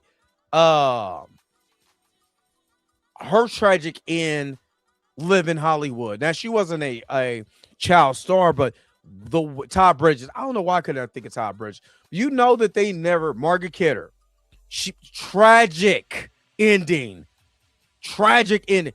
They'll make her sympathetic. They'll never be like, well, he was just a drug addict. He was going to die anyway. They didn't say that about Dana Plato. They said Dana Plato needed help. You see what I mean? There's a lot of tragic stories. River Phoenix has a tragic child to adult Hollywood story. They're never going to make fun or joke about that. But Michael literally almost burnt up in front of 100 and some odd people in a commercial. Almost, literally, and it's true. He could have died because what if his whole entire face caught on fire? All of that. He would have burnt up in front of everybody. Right? And with all that nerve damage, they made an emphasis that you're going to be in pain probably for the rest of your life. and they just brush it off, and he was on drugs. Like the man smoking crack. Like he was on heroin. They wouldn't do Dana Plato like that. They wouldn't do Corey Haim. Corey Haim's another example. The kid from they've been trying to get him help from oh my goodness, I can't. He played a little nerd in the Nickelodeon show, and now he looks like, I mean, it's sad. It's sad. They would never make fun of him. They've been trying to get him help. That's what I'm saying. Aaron Carter's another one. Aaron Carter came out and said, my mama tried to make up a story so we could get some money off of Michael Jackson by lying about him touching him, and he wouldn't do it. He wouldn't fold. People don't look at a rich man being taken advantage of in that way because it's Michael Jackson. He's crazy. He's wacko jacko, so he'd do it. But they never talk about his philanthropy or all of that. That's why I'm glad people are celebrating him now and saying F what Netflix is talking about, F what all these people are talking about. We're going to celebrate Michael Jackson now because it's a prime example of what the mainstream media does, especially when it comes to black people. They do this all the time. I went through it, watched it firsthand when I was covering the Jonathan Majors trial. Witnessed it firsthand. When I talked to his lawyer, we were talking about the media coverage and stuff like that. It was absolutely atrocious for a man nobody knew nothing about. They just start making up stuff so they can side with the victim. Never once be like, well, I mean, not all the mainstream media, because shout out to the Business Insider, but they never said, well, do you know the girl was a drunk? She had an alcohol problem. They never brought that up when you're trying to destroy Jonathan Majors. They never brought that up, even though it was clearly brought up in court.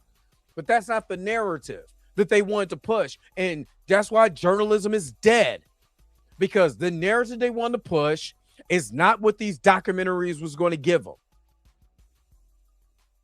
You see what I mean? Oh, wow. Prayers up for Peabo Bryson. Yeah, John Belushi, RDJ, they sympathize with these guys. They sympathize. They never dig into their history and try to figure out how horrible they were or whatever. They're not going to do that, try to make them look horrible. The film fits squarely within that shift. It attempts to humanize Michael Jackson not by mythologizing his superstardom, as An American Dream did, nor by sensationalizing his collapse, as Man in the Mirror often did, but by presenting him as a vulnerable and emotionally damaged man searching for peace during the final chapter of his life. I might have to watch that. In many ways, that is why the film exists at all. It was produced during a period when audiences had become increasingly interested in understanding Michael Jackson privately rather than publicly. The spectacle of Michael Jackson had already been endlessly documented. What remained mysterious and commercially compelling was the man hiding behind the image constructed for him.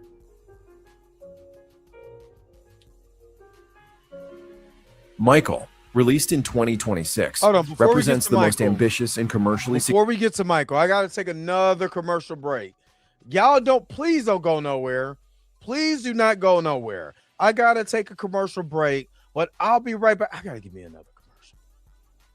I do got to give me some more commercials. All right, I'll be right back. Do not go nowhere. I'll be right back with more of the Dre Mack Show. Stay right here. The Transformers will return after these messages. Are you going down? Then you gotta know the best way to go. On the down low. Damn, you banking like that, and you come over here with a biscuit meal, man? Would you like to take a survey? No. Elevator go down the hall. It's you! It's you! Whoop-de-doo. We are talking about the same girl. Okay, well, what do we do? Fight a duel or something? Well, I don't know. Maybe,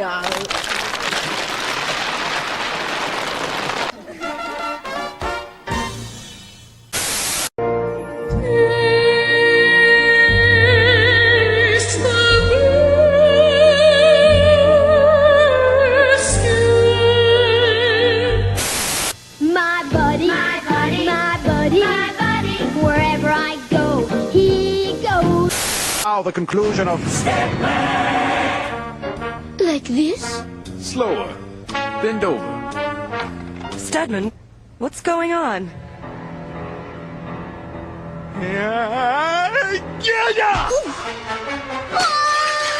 Darling, are you all right? Studman, who was that woman? That was Professor Haight, disguised as an ugly French lap dancer. Ugly? She looked beautiful. I suppose she might have been considered beautiful until you walked in the room. Oh, Stedman, I've been dreaming of this moment. Come here. Wild horses couldn't keep me away. Invisible robots! Invisible robots? Beep, beep, beep, beep, beep, beep, beep, beep. Look out! Man, he's dead man.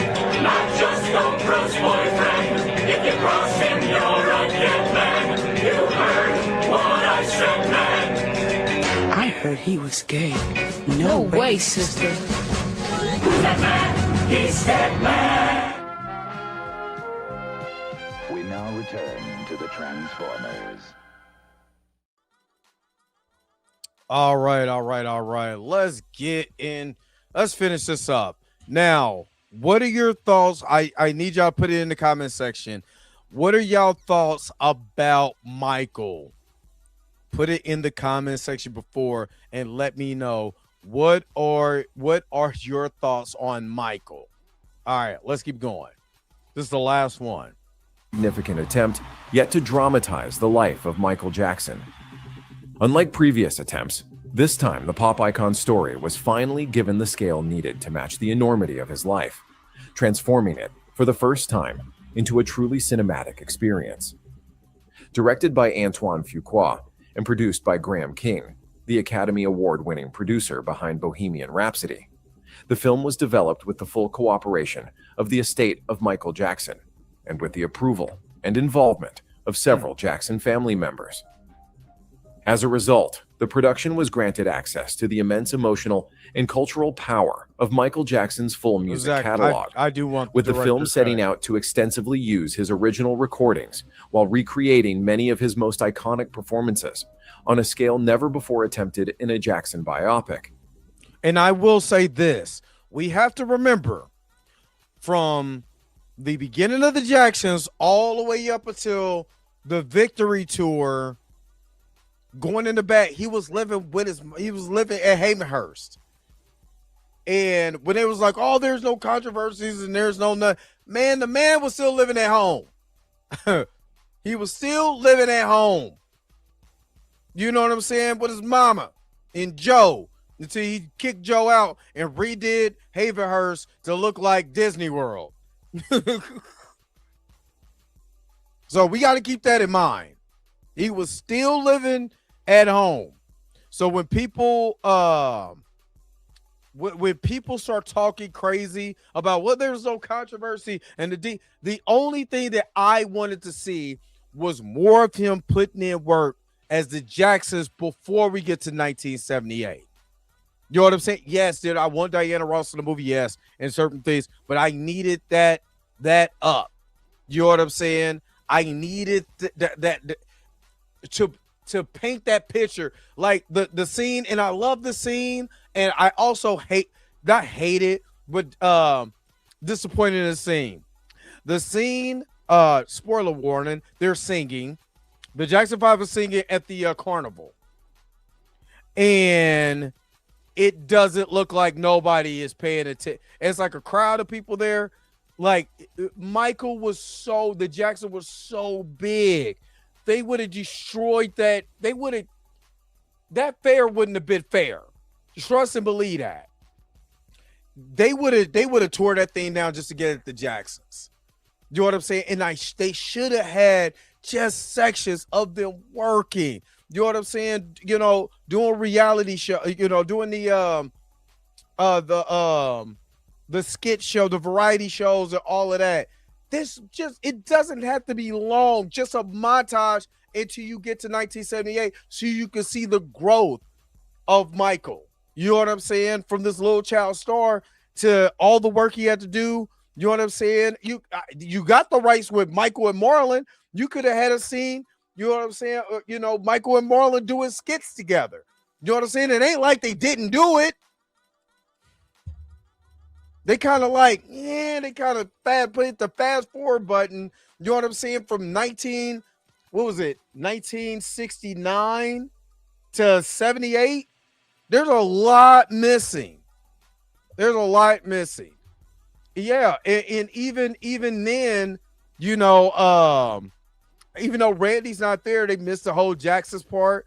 They missed the other solo albums of Michael's career. That wasn't just the first solo album. So they kindly just brushed past all of that.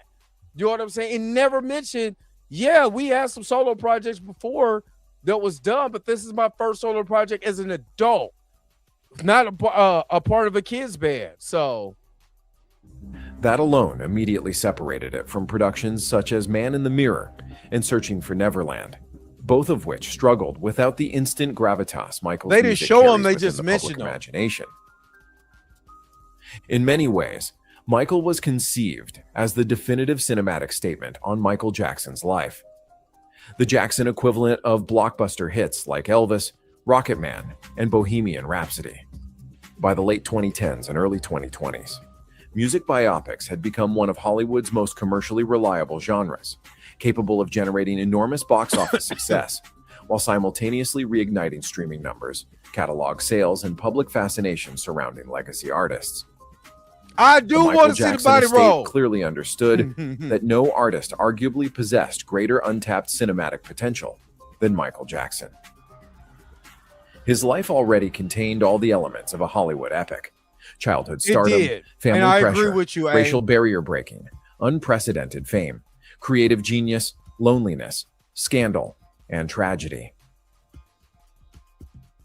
But the timing of the project was also deeply significant.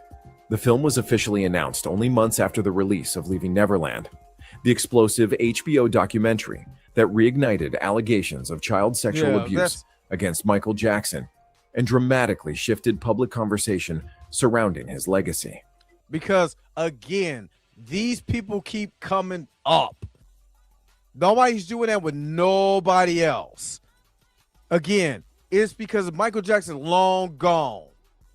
These people are clearly lying, clearly shifting in there. And remember, the mainstream media loved it. Oh, we got like a 90% on Rotten Tomatoes with the critics, because that's what they came to see. They came to see the downfall of Michael Jackson. That's why the critics wasn't rolling with Michael, because they like, allegations. Even though when you start putting stuff together, you like, this dude is clearly, both of these dudes are clearly lying. Clearly lying. It don't matter. We just want to make Michael Jackson look horrible again. He's getting too much fame. He's getting too big. I'm trying to tell you, you might look at Michael Jackson and be like, I don't like when he bleached his skin, vitiligo, and all of that.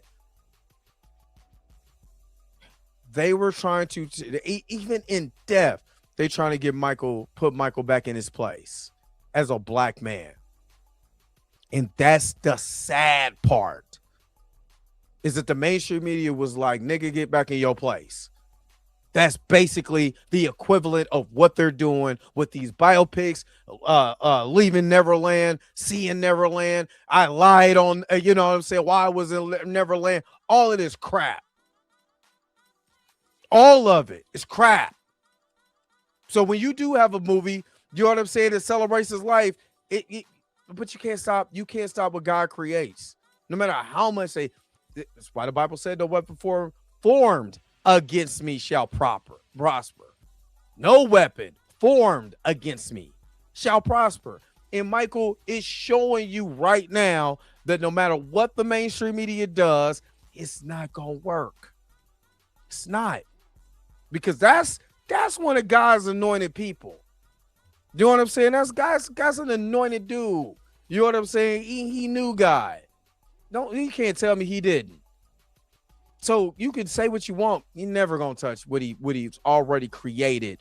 And now that he's back home, never gonna touch that. Prior to Leaving Neverland, much of the public scrutiny surrounding the allegations had softened in the years following Michael's death. Public memory had increasingly centered on his artistry, his music, and the tragedy of his life, rather than the controversies that had consumed his final years. Leaving Neverland fundamentally disrupted that rehabilitation by forcing the allegations back into mainstream discussion in a way not seen since the 1990s and early 2000s. In that context, Michael immediately became controversial long before cameras even rolled. Critics questioned whether a fully estate-approved Michael Jackson biopic could ever truly be objective, arguing that the film risked becoming little more than a sanitized piece of legacy management designed to rehabilitate Jackson's image in the wake of renewed scrutiny. And again, honestly, I'm not mad at it. I'm just being honest with you. I'm not mad at it.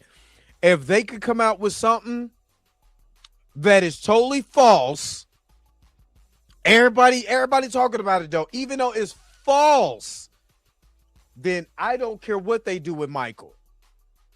They could have made Michael walk on water, kind of like how they was trying, or make him like whatever that they want to angelic, like they want to do it, because you already see how they do on the other side, lying on him. I make him be the first person that woke up one day and said the Bloods and Crips got to cut it out. I'm gonna call a meeting. Do it. They've been lying on this man for years, and now the narrative is switching because the family decide that they're not going to slander their family member, and this is what they decided to do. Do it. I love it, and I'm going to keep supporting that. The estate and filmmakers strongly pushed back against that perception. Early statements surrounding the production repeatedly emphasized that the film would not simply be a puff piece, but rather an honest portrayal of Michael Jackson's life, contradictions, and struggles. There were suggestions early in development that the film intended to address the allegations and the broader controversies surrounding Jackson directly as part of presenting the whole story.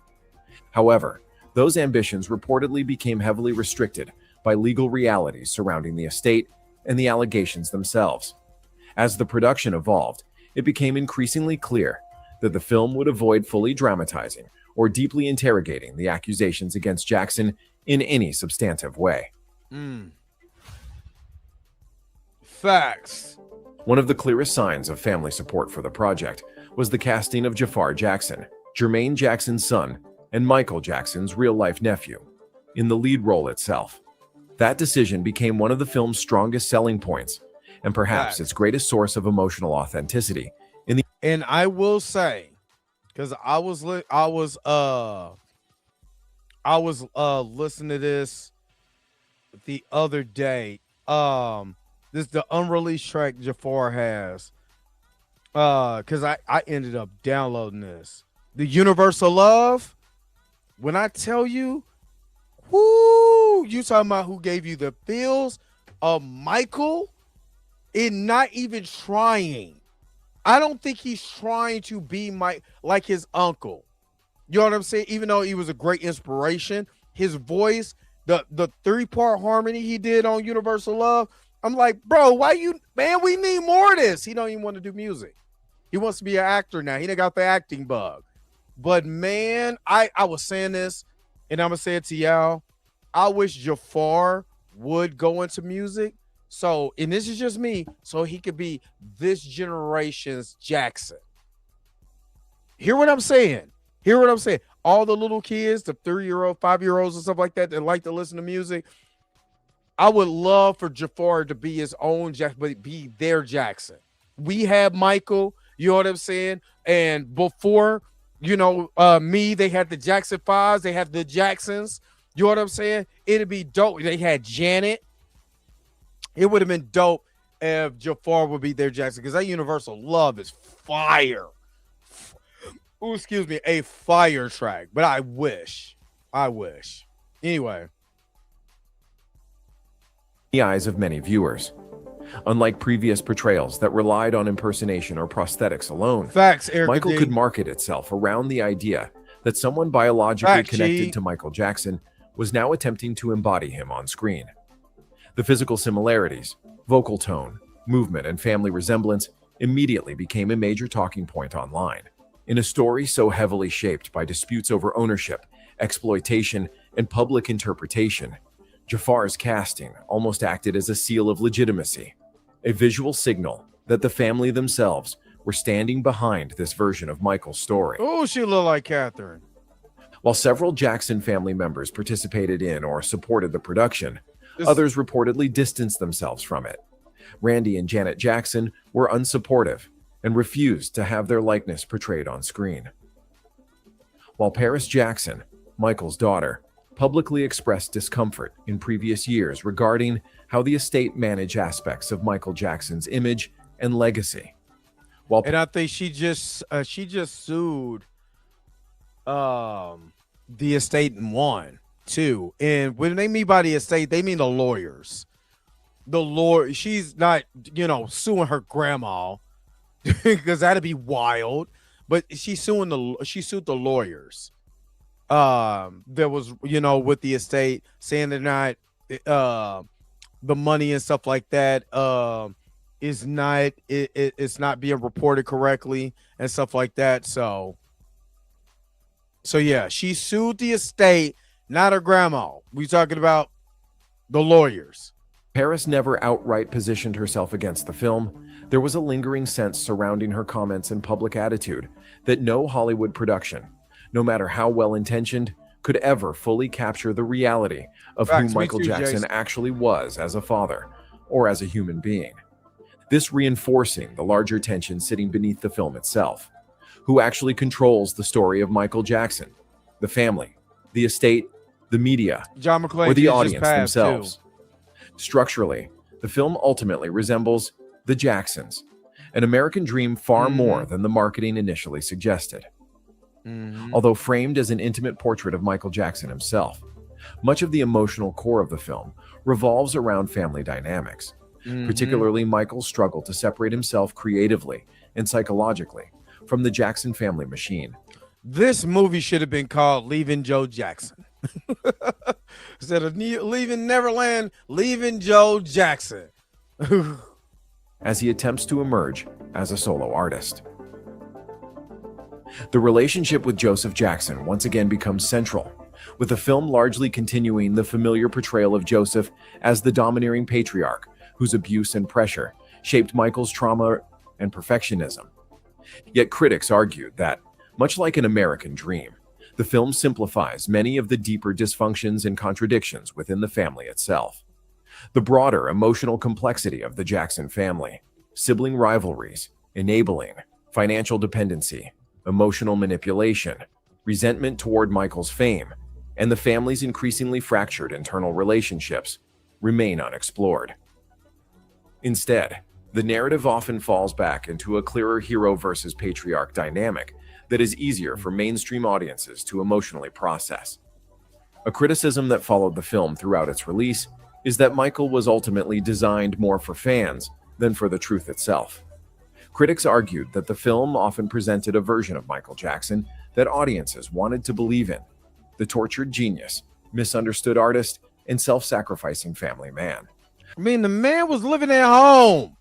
What else did y'all want? They had animals and stuff running around there. What no kids around having hurts like that? Do you know what I mean? For y'all to be making up a narrative? Like, what are you talking about? He was legitimately under his family during that time. So what other controversies of Michael Jackson could you say besides why now could have explored why he didn't feel a little more like he didn't feel like he was he was attractive, or the pimples and stuff like that? Could they have explored that more? Yes.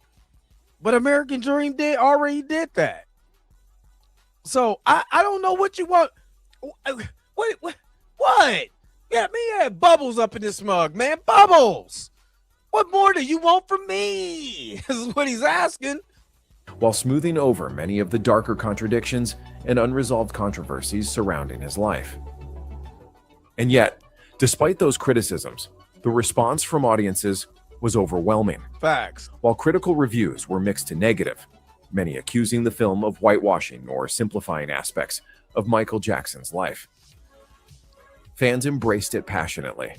Audiences turned out globally in enormous numbers, not simply to watch a movie, but to participate in something larger, a shared cultural event centered around Michael Jackson's music, image, and legacy. The film became... Now, mind you, shout out to us. I want to do that first. Shout out to us. But you see what everybody's collectively doing? That's all I'm saying. Everybody's doing the same thing. No matter if you're in America or you're overseas, we're all doing the same thing.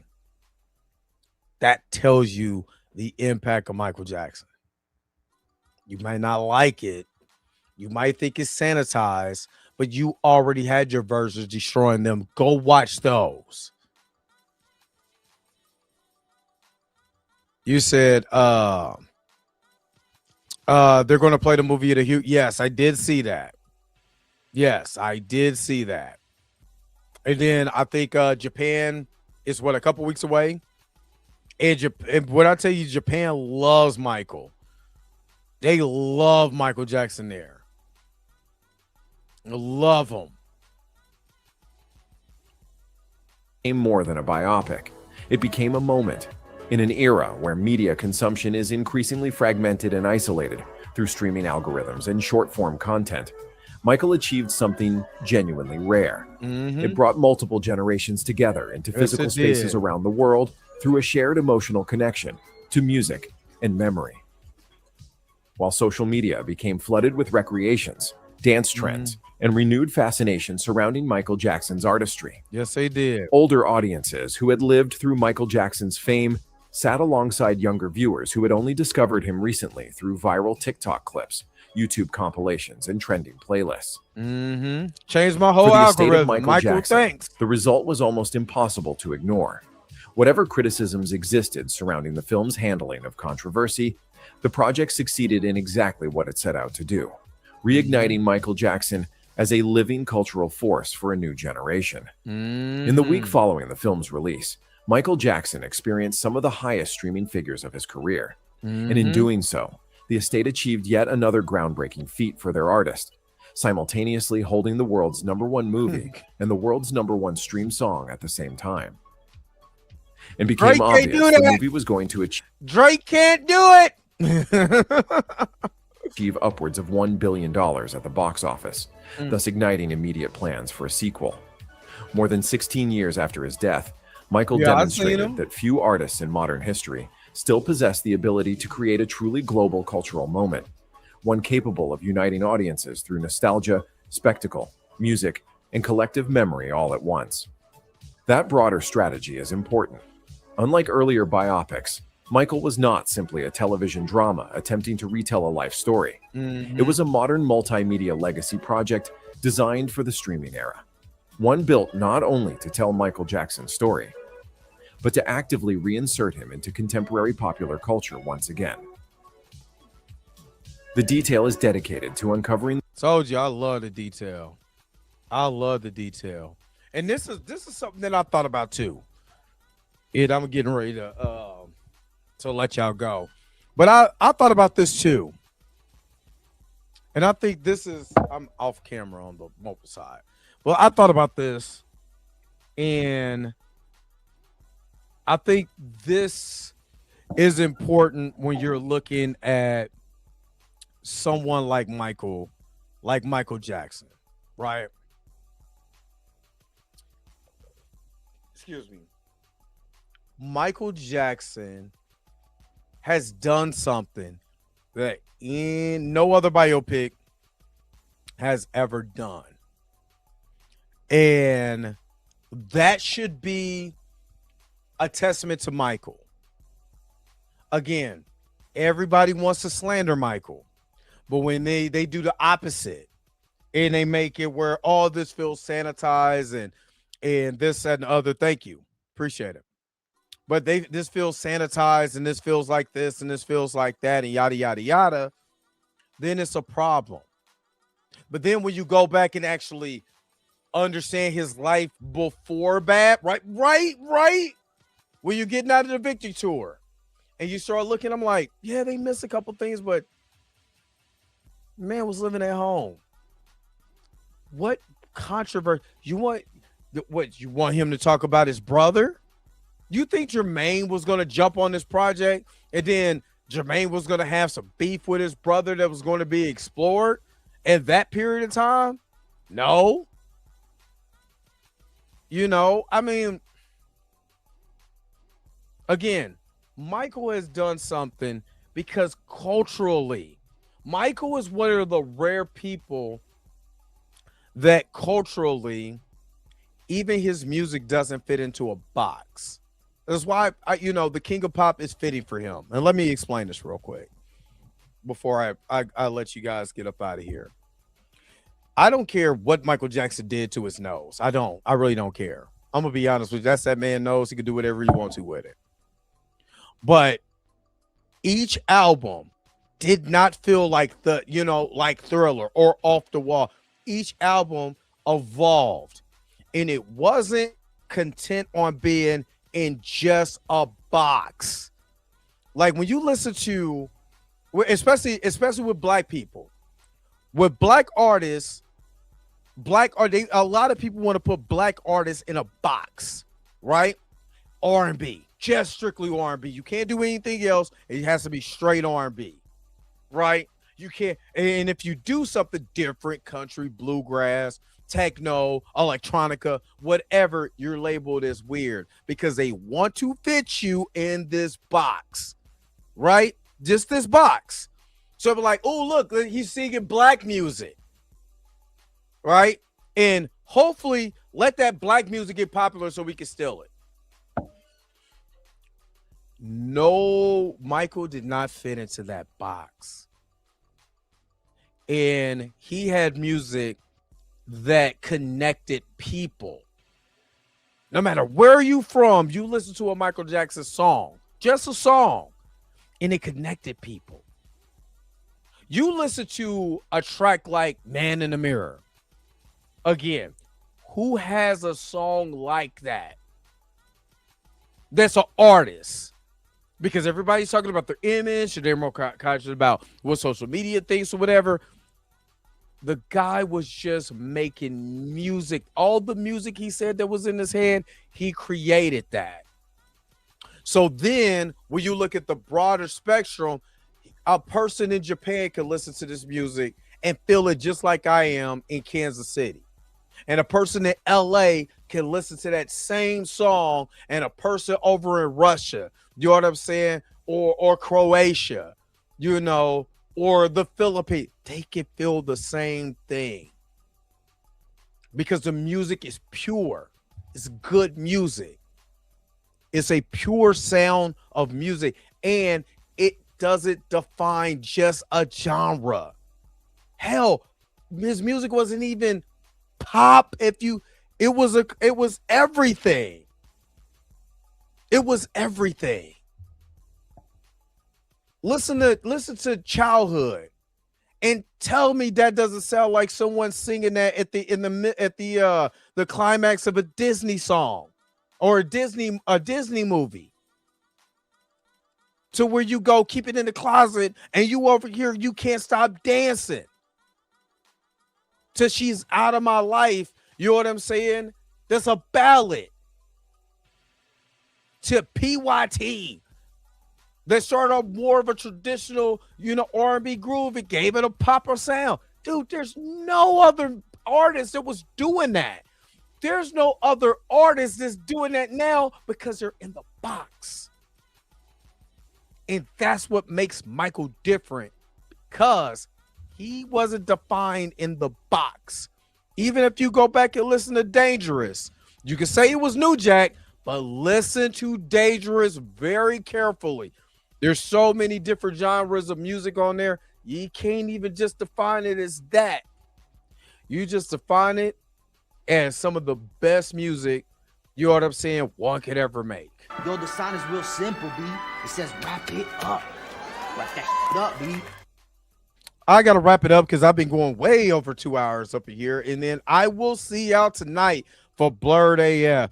I got to go and put my clothes up because I washed my clothes and it was just sitting there.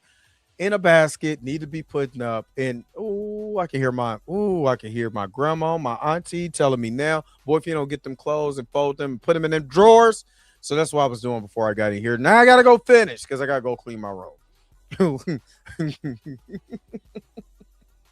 I'm a grown man. I gotta clean my room. But I thank you guys for tuning in to another episode of the Dre Mack Show. What did you think about today's topic, today's reaction video? Put it in the comment section below and let me know what you think. But again, don't forget to like, share, and subscribe. Don't forget to hit that bell notification so you can never, ever, ever miss one of my videos again. Until next time, I'm going to holler at you guys later. Peace and vibe power, man. I will see y'all back tonight. Where is my outro at? Look, you already know where it at. I gotta go. Wait a minute. You're telling me the video's over? What? Okay, I guess so. If you have came to this portion of the video, thank you so very much for sticking to the end. Don't forget to like, share, and subscribe. Don't forget to hit that little bell notification so you never miss one of my videos. And if you really want to, you don't got to, go ahead and follow the social media links that's down below. Until next time, I'll let you guys later. Peace and vibe higher, y'all. Y'all take care of yourself.